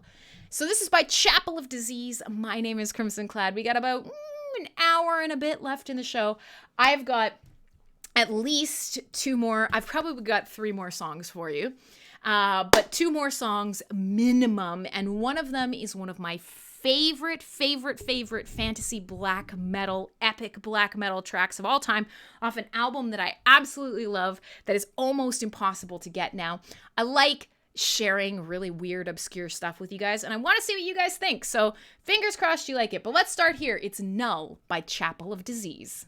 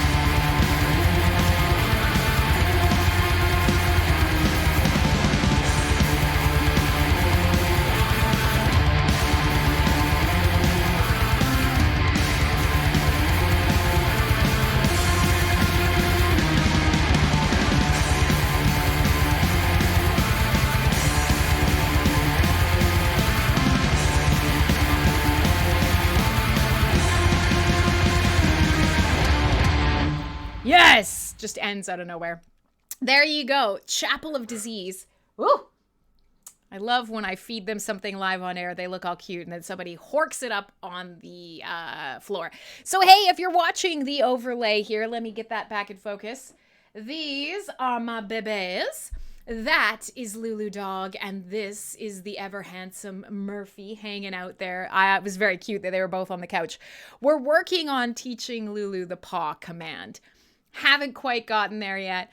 Paw's a little hard for her. She's a little nervous to give me her paw because it's a very sort of compromised position. But given that they've now eaten a fuckload of pizza and we're all hanging out, they are good boys. They're my good boys, my book of boys and good girls. So there you go.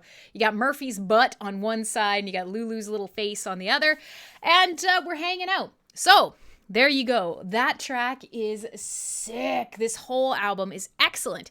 It came out in 2018. They haven't released anything since, but they are still performing live. So, I mean, maybe we'll get lucky. Maybe we'll get lucky and they will release another album. But I have to say, it's amazing. So I'll read you some of the lyrics there because it's very visceral. It's very intense. And if you look at over here on the side, you can see you can take a look, you can see this beautiful artwork that goes on this cover.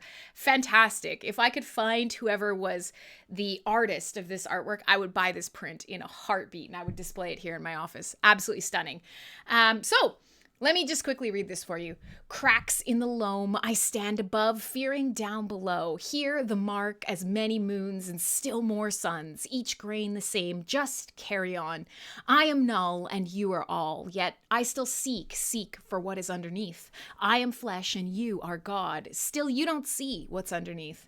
I scrape away inch after inch and my nails they break, answer the mark, I feel the bone, I see the pain, I thirst for it all. To carry on. And I'm just going to kind of scroll down. Yeah, that's good enough. That's good enough. So, hey, if you're joining me, I know we're starting to get late at night and we're starting to lose people as sleep calls for you. If you're hanging out with me tonight, I am stoked to have you. We're having a lot of fun. The dogs are here. I'm eating pizza. I'm playing you epic metal and I'm spiking my vest in... Woo, somebody outside's having a time. Spiking my vest in anticipation of the winter metal season. I got a couple big shows coming up, and gosh darn it, I need to look my finest, so get a couple more spikes on this here, our vest. It's good. I got 2 rows of spikes now. Again, are they particularly straight? No. Are they particularly well applied? Absolutely not. Do I love them anyways? Yeah. Yeah, I do.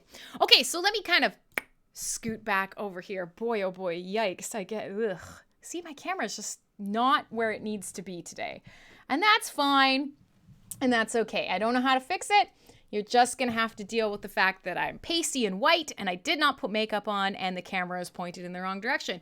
It's all part of the entertainment here, folks. So we do only have about an hour left in the show. I'm trying to finish this pizza because I'm already getting a headache from not eating. But one of the things that I mentioned to you guys is that I was going to mix and match. I was going to pop in some good new music from bands that I truly, truly love. And one of those bands is 𝖒𝖊𝖆𝖆. And so they just released a new track, which is pretty exciting.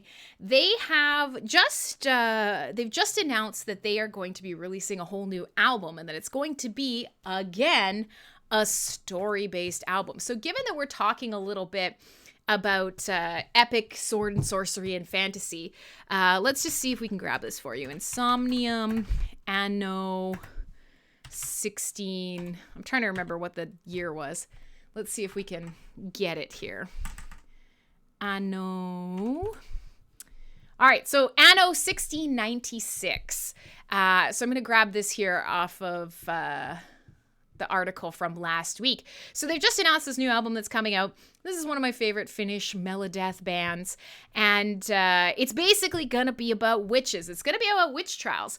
And so a lot of the time, when we do kind of tell these fantasy stories, these stories that are inspired by mystery and magic, it's often occulty and it's often based in true history. And so this album's going to be no different. The last album of the night, the last song of the night that I have for you guys is completely fantasy. But this will be coming off of a new album, and it's going to be dealing with the witch trials. And there's a lot of fodder. There's a lot of metal bands that write about this period in history. And I'm sure part of that is frankly because that was pretty fucking metal. It was nightmarish. The things that were done to these women was, I mean, if you want to kind of pick up on gruesome imagery, this was it. Oh, why is this like this? Why are you like this? I don't know. I'm going to try and fix the camera at some point. But if you're just listening, I mean, realistically, the witch trials weren't just something that happened. We often hear about the Salem witch trials, right? Like we hear about the U.S. and sort of some of the history that happened in the North American areas with witches. But of course, if you've been anywhere in the world, superstition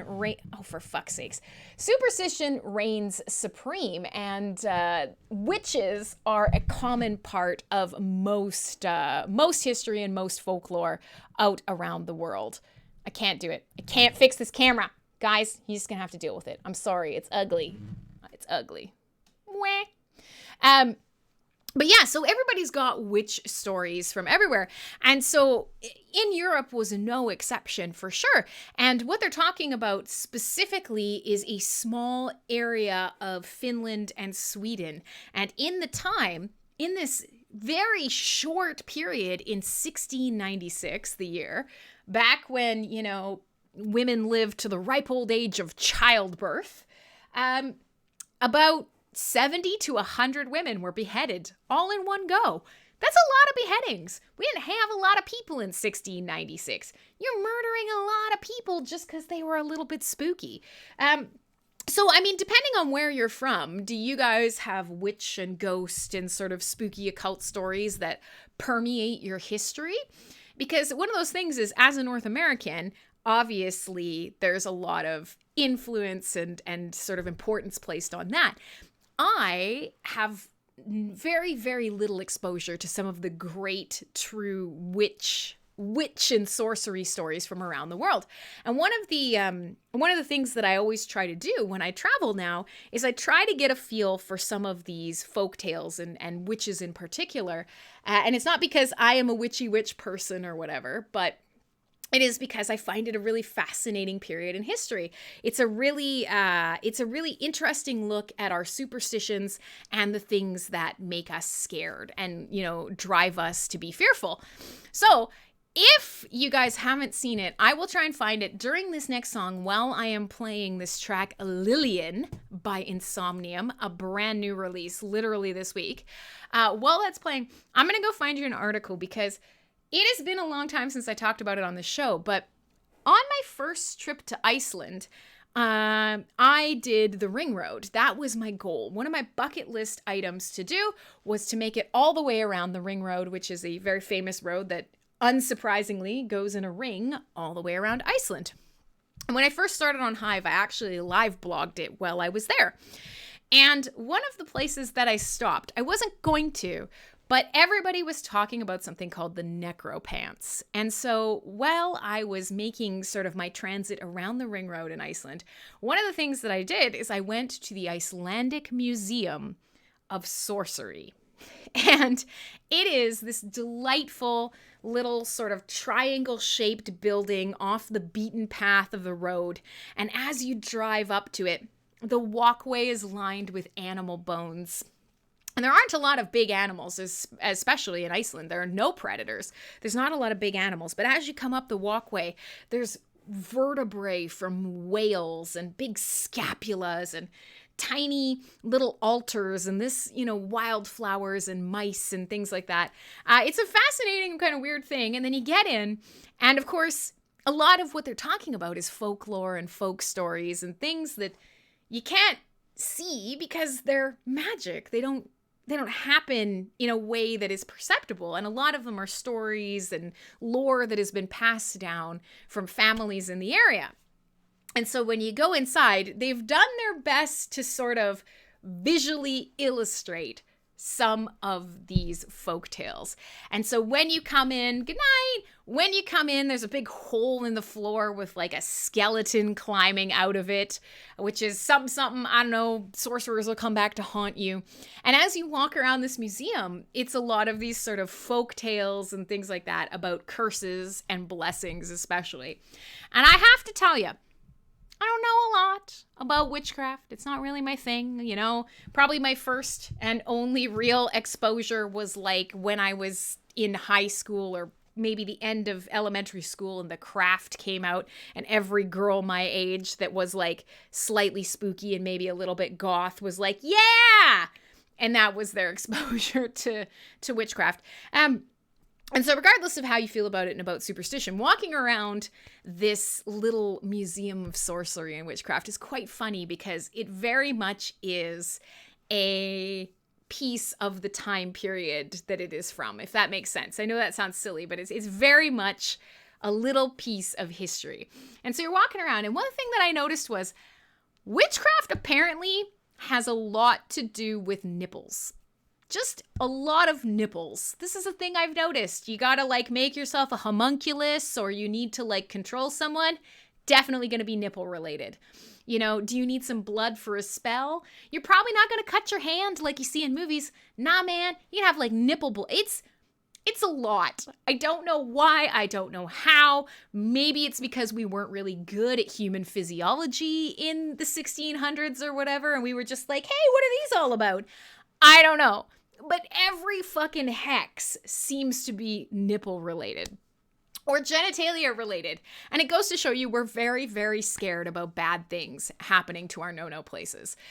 Because one of the things that is there is the necropants. And like I said, I'm going to pull the article and I'm going to drop it in chat and I'm going to include it for you guys. But so the idea was that if you were a sorcerer, you would create a pair of necropants. And the necropants were, you would find an enemy, maybe, or a friend, I'm not sure. Somehow, you would get the skin of another person from the waist down.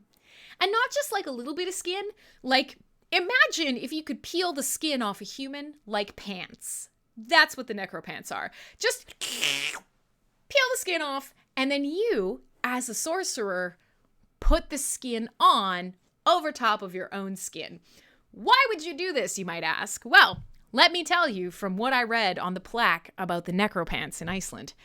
Apparently, if you, as a sorcerer, have this pair of necropants and you wear it your whole life, in the ball sack of the necropants, because you took a man's skin, not a woman, you took a man's skin, and in the ball sack, just skin, just empty, money collects. Now, I'm not 100% sure where the money comes from, but as a sorcerer, you know, you have your ways. So, you know, you find a way to get the skin. It's questionable, but you get the skin, you put the skin on, and then you just kind of wait, and money appears in your droopy little ball sack. And that's what the necropants are for. Now, there was some small print, which, store your keys, hide your weed, whatever. But this is a thing. So, you know, you got your little dingle-dangle, jingle-jangle ball sack going on. You're making your money. You're a big, famous sorcerer now.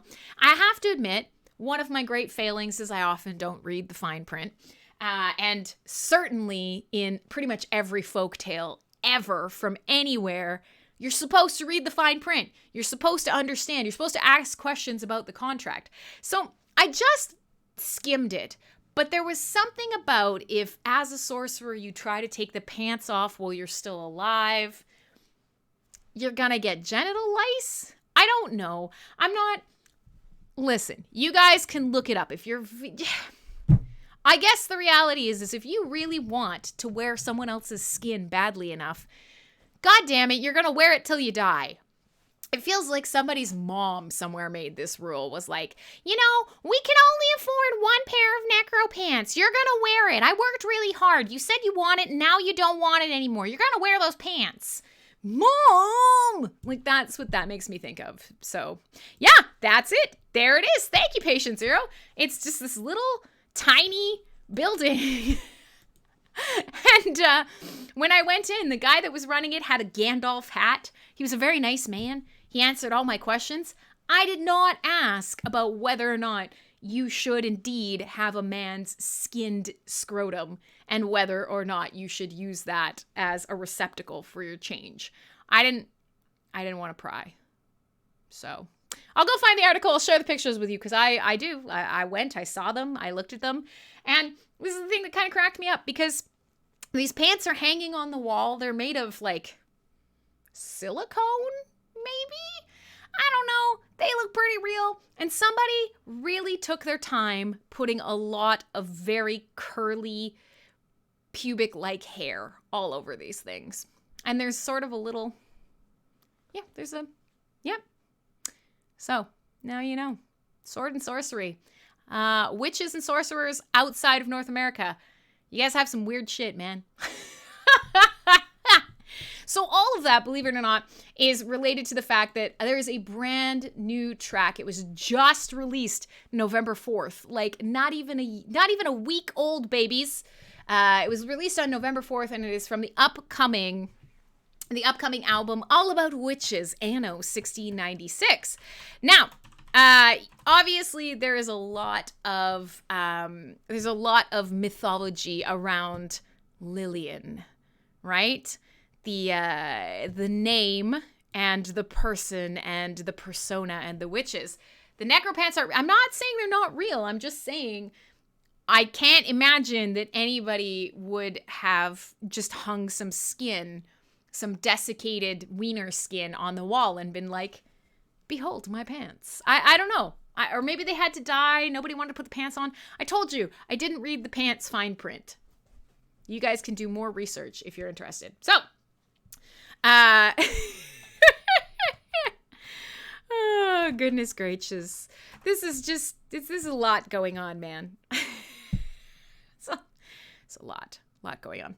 Okay, so I'm going to play you something called Lillian. I have to admit, I'm not going to lie. Often when you are looking around for folklore, witchcraft, sword, sorcery, all of these sort of occultish superstition that has come through the years, you will often find that witches and spooky ladies in general are portrayed as redheads. And once again, this is no exception. I'm just saying.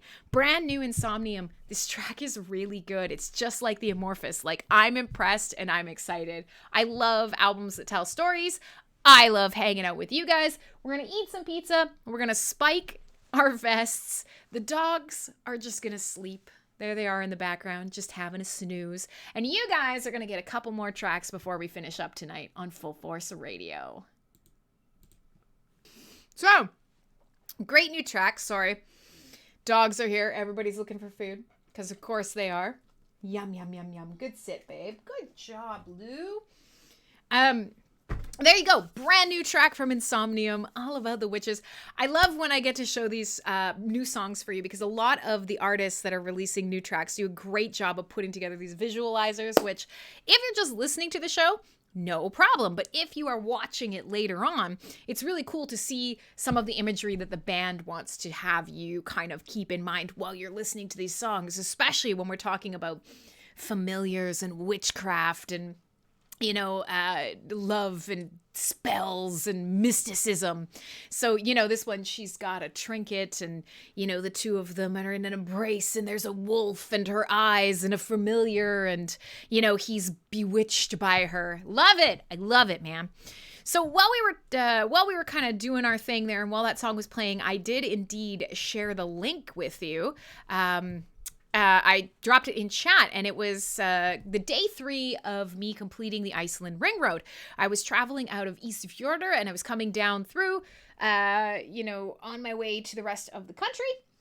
And I have included there some of the images I took while I was oot and about. So if I pull that up for you guys, we could take a look at it if you want. This is a post from a while back. So this was one of my longest days in Iceland. Let me grab the browser here. One of my longest days in Iceland. Let me see if I can I zoom in a little bit?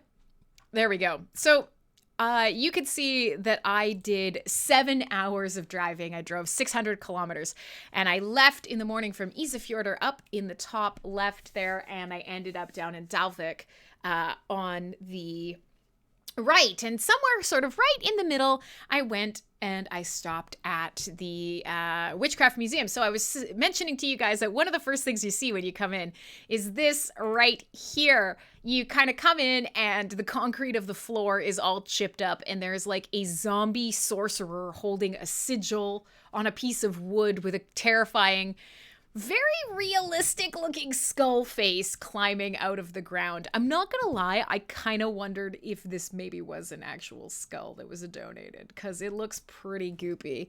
But here we go. I did, for this particular post, I did actually censor it so I could show it. Here you go. Let me zoom back out so we can get the full effect. Here it is. If you are watching on one of the places that you could take a look, here are the necropants hanging on a wall. Please notice how strangely hairy the necropants are. Please also notice that I have covered the actual wiener aspect of it as well as the jingly coin purse. But please notice that as they have displayed the necropants, you will see all of the coins scattered. And now I'm kind of wondering, like, if you're wearing these as pants and you are a man and you have balls, do your balls go in the balls? Do the coins and your balls kind of jangle around? Is there a hole in the pants sack so the coins fall out? I have a lot of questions. To be quite honest, I'm not sure. They're probably going to have to do a little bit more research on this. Don't really want to do a lot more research on this. So, good night. So there you go. I'm not 1,000% sure, but I thought you guys might want to look into it or at it. Maybe you don't want to look directly at it. And you know what? Hi, Kingski. And if you don't want to look directly at a desiccated piece of skin, wieners, whatever, that's okay too. We don't judge here. All right, so we got about a half an hour left in the show, and I have 2 tracks that I want to play for you, and both kind of fit into the sword and sorcery aspect of tonight's playlist, the epic metal. And so the way we're going to do this is I am going to play some power metal, which is about as epic as it comes. That is directly related to one of the most sweeping fantasy series of all time. And then I'm going to play a very, very, I want to say like underground without sounding a little bit like a jerk and a hipster. I'm going to play a track for you by a band that very few people have heard of, and that is arguably one of the absolute like best epic black metal albums that has ever been written. And the band said for a while that they were going to write another album, and nothing has ever come of it. I have been trying to get my hands on a new repress of some vinyl. Can't get it. It's kind of crazy. And also specifically referencing a really famous fantasy series. So we're going to do all that. Sword, sorcery, you know, all the fun things that go along with epic metal. And we'll go from there. And we'll see, can we make it to the end of the night, or, you know, will we actually go over? I think I'm going to come pretty close to being right spot on. That would be pretty amazing, actually. That doesn't happen too often. But we'll get a feel for it because both of these tracks are a little bit longer. So one of the things that I talk about on this show a lot, and most shows in general, when I talk about sort of my love and some of the things that got me into being maybe a creative and maybe into metal, is that my mom was an avid reader when I was growing up, and she loved fantasy novels. And so one of the greatest things for me was being able... Yeah, I mean, I don't know. Clay, as I'm reading back, I mean, if you're gonna make necropants, like, do you go out of your way to find a guy with just like a big roomy ball sack because you want to make more money? And if so, what kind of work goes into determining whether or not a ball sack is big enough? And how do you measure a ball sack based solely on capacity? I have a lot of questions and not a lot of answers. Like I mentioned earlier in the evening, I make a lot of guesses about what's physically possible with penises and scrotums because I don't have one. So sometimes I'm guessing. I feel like I'm pretty logical based on my firsthand experience, but sometimes just making it up. I don't know. If you are a man or you are a penis haver in the chat, how do you suppose you would measure the volume of your scrotum? Would this be some, like, we would have to have some kind of scientific experiment? Would it be like you would put a measured receptacle of water and then you would dip your sack in the water and then measure how much was displaced? That might work, right? Right? Water displacement? That's scientific. That's probably far more intelligent than this question deserves. So I'm just going to continue spiking, and I'm going to play you a track that I fucking love. So speaking of my mom, and then immediately getting onto a detour about ball sex, she's going to be proud, as per usual. Full Force Radio 1000% makes my mom proud.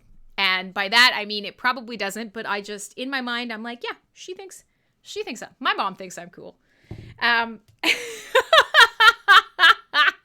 Yeah, fucking math, guys. I don't know. I'm just saying, how would I determine the volume of anything? Yeah, displacement seems like a pretty good option. I'm not sure. Or, maybe some alginate. You would dip your sack in the alginate and you would let it firm up and then you would stretch it off. And then you would have a cavity roughly the size of your ball sack. And then you could just fill it with coins and then count how many coins are in the cavity. You steal a gold coin from the widow and then all of the ball coins will be gold. Perfect. That makes sense to me. I don't know. Except on cold days. See, that's why, Mr. D, I thought maybe the water method would be good, because if you're just using a physical size method, that's a problem if you're experiencing shrinkage or maybe maybe ball measuring anxiety. But if you're using water or some sort of like actual displacement volumetric, that would work, because a ball sack is a ball sack, right? Matter can't be destroyed nor created. Your ball sack just sort of is what it is. It is as dense as it is. So, something water. That's what I'm saying. That's, I don't know, sorcery? We've been talking about balls for a long time, and I was trying to talk about books and my mom. Gosh. So what I was going to say is, growing up, my mom had an incredible collection of fantasy novels. And so I grew up really, really early on getting to just go to her bookshelf and reverently picking something off of her bookshelf. And so I started out very, very early. One of my sort of first adult set of novels, my mom, actually, before fantasy, she started me with Asimov, which was wild. I read Asimov's robot books very early, but I also read The Hobbit, a passed down novel of The Hobbit, and a passed down Peter S. Beagle, The Last Unicorn, which I've shared with you guys a number of times. 2 books that are incredibly formative for me. And so they're both from like the 60s and 70s reprints. So I started there and then I branched out. And one of the sort of formative, long-spanning fantasy novel series that I got really, really drawn into was, was really, really... Amazing, Clay. African or European? Well, how am I supposed to know? One of the sort of series that I got drawn into really early on and that I have this sort of crazy soft spot for is Robert Jordan's The Wheel of Time. And when I first started reading it, there were only a few books. Honestly, they were coming out, and that was from very early, like elementary school, where I was starting to really read and devour these big, big novels, the end of sort of elementary school, grade 6, grade 7, I would save up whatever money I could get. And all through high school, any money I could get, I would save up, and I would be waiting for the next release of, whatever the next novel in the Wheel of Time series was. And it would be so brutal because at the time, bookstores, everything first release would always be hardcover, and that's how they'd get you because you wanted this book so bad and the hardcovers were so expensive. And I'd go by and I'd see that it was released, but they didn't have a paperback version of the novel yet, and they're just fuck. That was my whole experience. And then obviously, of course, he died before he could finish it, and his family finished it for him. But The Wheel of Time is this sort of sweeping fantasy epic, and there's absolutely plenty wrong with the story, but at the same time, there's something very wonderful about it, and I have such a soft spot for it, and it's just this sort of really inspired by many other fantasy stories and inspirational world-building book. And a lot of bands reference this series. It's very much how I did the Realms of Tolkien playlist. I could very easily do one about the Wheel of Time and about Robert Jordan. So basically, I am using this epic playlist, hey Rachesse, as an excuse to play myself some Blind Guardian, because it's been a little while, and I fucking love them. So this is about as epic as it gets. The Wheel of Time by Blind Guardian. It's from an album called At the Edge of Time. We're gonna play this for you, and then hopefully we're gonna have enough time to play some epic black medieval fantasy metal before the end of the night. We're gonna fit these last two songs in. My name is Crimson Clad. This is Full Force Radio. I will say I'm thinking about kind of changing back to 2 hours because we're kind of right in that sweet spot now where everybody comes. It is bumping. We had new people, old people, friendly faces, tons of subscribers and donations earlier tonight. And that was amazing. But at this tail end of the night, I know people are starting to get sleepy and wanting to leave. And the last people that are hanging out are always like feeling a little bit... feeling a little bit like they don't want to jump out. They don't want to be the last one to leave because it'll hurt my feelings. If you're sleepy, you go. But if you're not sleepy, stay, because we're going to play some really good music. Wheel of Time, and then our last track, also inspired by a book. You got to stick around to know what it is on Full Force Radio. Right, forgot. Quiet intros.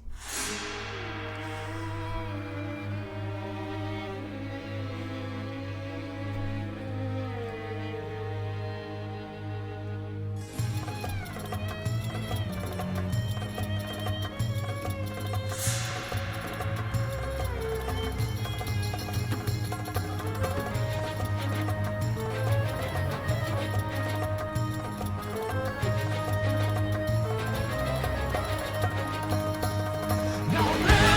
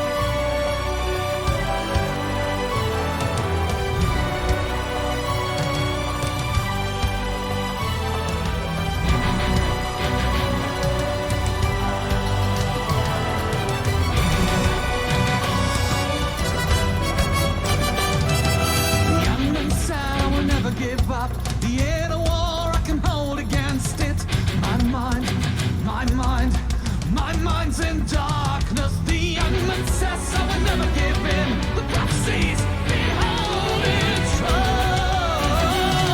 I conquer the flame to release the insane. I'm crying. I cannot erase. I'm the dragon reborn, and in madness I soon shall prevail. Twice I've been often, twice I shall live. The heron sets my path and made me true. Twice I'll be mocked and twice I shall die. My memories come, but twice I'll pay the price. Wheel of time, save my soul, find the way. May it be as the path that's chosen, the wheel of time, the wheel of time. It keeps on spinning, there's no beginning, there's no end. Wheel of time, there's no beginning, just keep on spinning. Shine on, embrace and deny me. Turn on, wheel of time. Shine on, you come in and guide me. Weave on, wheel of time.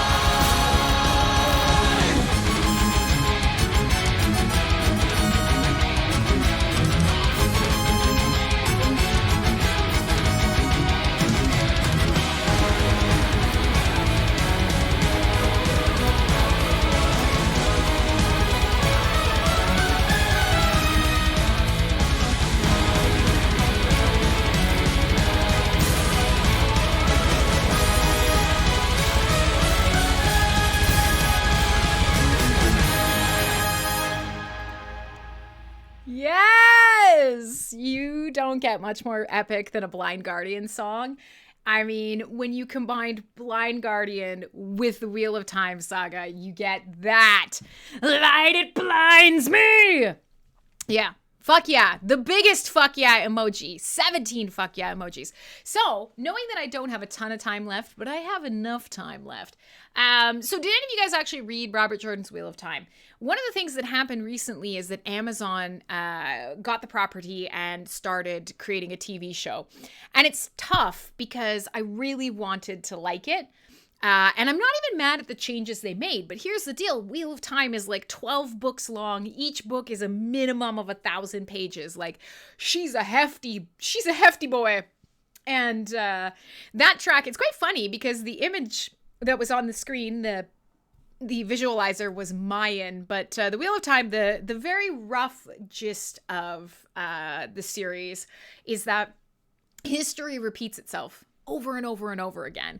The Wheel of Time refers to the events of the world, and every turning of the wheel is an age or an era, and often the same souls are reborn over and over and over and over again. And so reincarnation is kind of a thing. The idea is that at some point when you die, eventually the wheel's going to turn and you're going to be reborn. And some little piece of you will come back. And the idea of this kind of permeates the whole story, is that can we change things that have already happened? Terrible, terrible mistakes, things that have happened that have shaken empires or broken entire civilizations. And in the case of the Wheel of Time story, magic use in general. In the before times, at the beginning of the first turning, magic could be used by everyone. And it wasn't good and it wasn't bad. It just was. Everybody could use magic and it was a magical time. And unfortunately, part of what happened is temptation, bad guys, bad things, bad thoughts, bad feelings. And the idea that if you are that powerful, then you can do anything. And someone decided that they could rule the world with this power, essentially. And it drove them mad. And the madness actually caused them to kill their family, go completely insane, and for all intents and purposes, basically blow up a chunk of the world and ruin magic for everyone. Split it in half. And this is a very, very base level topic. So if you've read The Wheel of Time, don't come for me. I'm trying to explain it in like 45 seconds. So as the wheel turns, things happen. These magic users that died, these people that were responsible for this sundering of magic, the wheel turns and they're reborn. These souls come back in new bodies, and the same struggles are happening. Magic is fading from the world.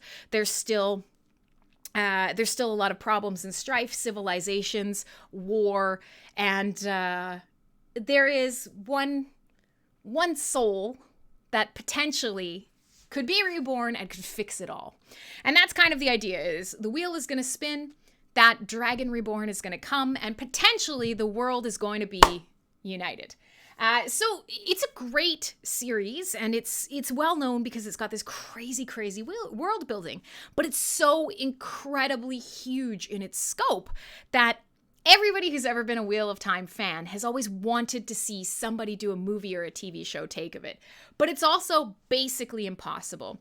So Amazon did tackle it, and you know what? It's not terrible, but it also will leave you really confused. If you never read the books, you're going to be like, I don't get it, because they really were not able to get enough of the storyline into the first season. I would recommend that you try it. It's not terrible. It's not great, but I mean, it's worth it for the looks alone. And if you haven't read these books and you do like fantasy, try them out. See what you think. I would love to know if there's anybody else who's listening, watching, hanging out in any of the chats. If you did actually read this series, or if you tried and you didn't like it or you didn't get into it, I'm curious to know. Please tell me. But it's getting to that time of night where Artsy's here but not listening. Bolos is kind of just picking up what chat's talking about and doing a gift dump. Clay is popping in every once in a while to make sure I think that that he's listening, because the wheel in the sky keeps on turning. And, we're just hanging out. So we're getting towards the end of the night. Don't you worry, I've only got one track left. Yeah, you watched it on Amazon? So, I don't know, Patient Zero. It sounds like you probably haven't read the book. Did you like the series? I mean, some of the actors in it, fantastic. Some of the characterization, great. I love the idea of, some of these lands. It's a lot to try and capture, and I don't think they're going to be able to continue it at a pace that will get the show that will keep the show going. It's tough. I liked a lot of it. It's just they're missing so much. And you know what? You can't even be mad at them for that, because it's 11 books times 1,000 pages. I swear to God, 12 books, 13 books, I don't even know, but it's easily like 15,000 pages. And Robert Jordan is nothing if not completely fucking verbose. They're thicky thicks for sure. I will say there's some old video games and some old computer games from when I was a kid that I immediately went out and bought that are pretty fun, and they're pretty good. So, let's get in on the very last track of the night. Some of you guys have managed to stick it out. You're doing very well. I'm incredibly proud of you. So, here's the deal. I told you I was going to play you a very unknown band from an album that was created a long ass time ago. Yeah, you know what? So that's a really common reaction, Clay. And for a lot of people, they approach them pretty young and they get into it and they're just kind of like, yeah. But for people who tend to kind of come to the series a little bit later in life, he's one of those authors who can spend, like 6 pages explaining, the ancestral home of a specific culture. And you're kind of like, okay, but we've been talking about this cobblestone path for 3 pages. Let's get going. It can be dense. I'm not going to lie. Like I say, I mean, there's definitely some real flaws in his books, but it's a cherished part of my childhood. I'm actually really hoping that Amazon can tighten it up because some of the visuals are great. All right, listen. One more fantasy series. And this guy, I'm genuinely, have I read and watched The Expanse? Yes. Read, not watched. Everybody's recommending that I should watch, though. But here's the deal. One more series for the end of the night. As a Canadian, I'm not sure if many other places have read these books. I'd like to think they're very famous, but I don't know because, of course, Canada. So, The series that I'm talking about, the band that I'm talking about, let me tell you the band name and let's see if any of you guys get it. The band name is 𝖊𝖕𝖆𝖆 𝖊𝖕𝖆 𝖊𝖕𝖆. And it is a very specific reference to a book series out there. Yes, definitely. The Expanse is good. There are a lot of great novels out there. If you don't like one, there's absolutely something else to pick up. So 𝖊𝖕𝖆𝖆 𝖆𝖕 is a reference to the Malazan, the Books of the Fallen. And this is by an author called Steven Erikson, and he's a Canadian author. So for those of you guys who are listening, watching, reading, hanging out, have you ever read any of the Malazan books? I'm curious to know, because all of my friends and, you know, all of my nerdos in my close circles have you? I'm just curious to know if this is a sort of a Canadian West Coast kind of thing, or if this guy is a pretty famous sci-fi fantasy author. This is high fantasy. I tend to think he's quite famous, but I'm generally interested in what you guys have to think. And if you haven't heard of these novels, I'll drop some information about them in the chat. So the idea was this band formed, I think, in Utah in like 2013 or earlier. And they specifically, it was two guys, and they wanted to write epic black metal, specifically, yes, there you go, specifically writing about the books of the Malazan, the Books of the Fallen. And so they wanted to create an epic single album that followed the storyline of this expansive novel world. And so I have to play the song pretty quick because I'm going to run out of time if I don't do it. But the idea was these books are huge. There's a ton of them. And there's actually multiple storylines. They're not told in order. Every book that you pick up jumps back and forth in time, and you get a little bit more of the ideas of the story, and you start understanding how all of these disparate storylines are actually related. Crazy, awesome series. So the idea was they wanted to write an album that was epic black metal that specifically referenced this crazy story and was sort of an homage. And that's what this is. So the album I'm going to play for you is called Echoes of Battle. It is the one and only album 𝖊𝖕𝖆𝖆 𝖊𝖕𝖆 ever put out. In 2016, they said they were getting ready to release more music. They were writing more music. They still have not to this day. It remains one of my favorite epic black metal albums. So you're going to hear a little bit of screaming. You're going to hear a lot of incredible male choral vocals. It's got a bit of a medieval hint to it, and it is a call into battle. I'm going to play you the last track on the album, Echoes of Battle. My name is Crimson Clad. It's the last song of the night. It's long. It's incredible. It's got synths. It has this sort of misty mountain kind of sound to it. And for those of you who are hardcore metalheads, which is only a couple of you, High Lake in particular, you will probably think this sounds a lot like Summoning, because it does. For the rest of you, man, turn this up. It's the perfect song to end on Fullforce Radio.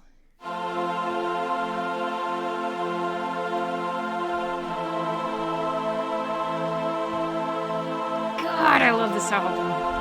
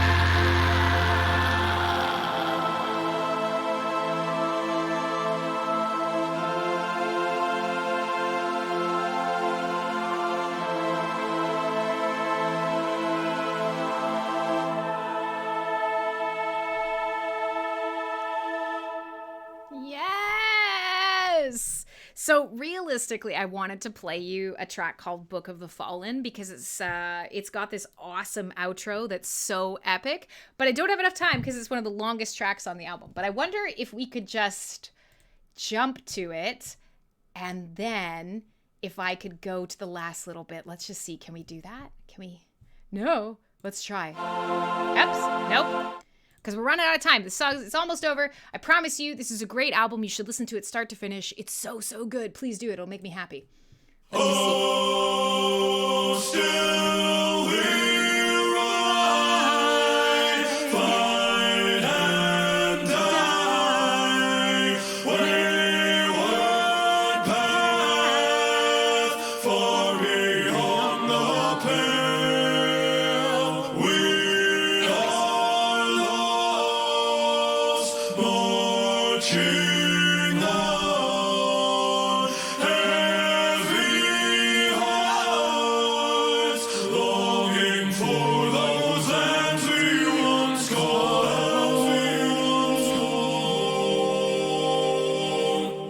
home. Anyways, just leaving it there. Long story short, highly recommend you should check this album out. It is excellent. If you don't have time to read 16 billion novels, you can listen to this treasure of an album that was released in 2013. No other albums released by this band ever again.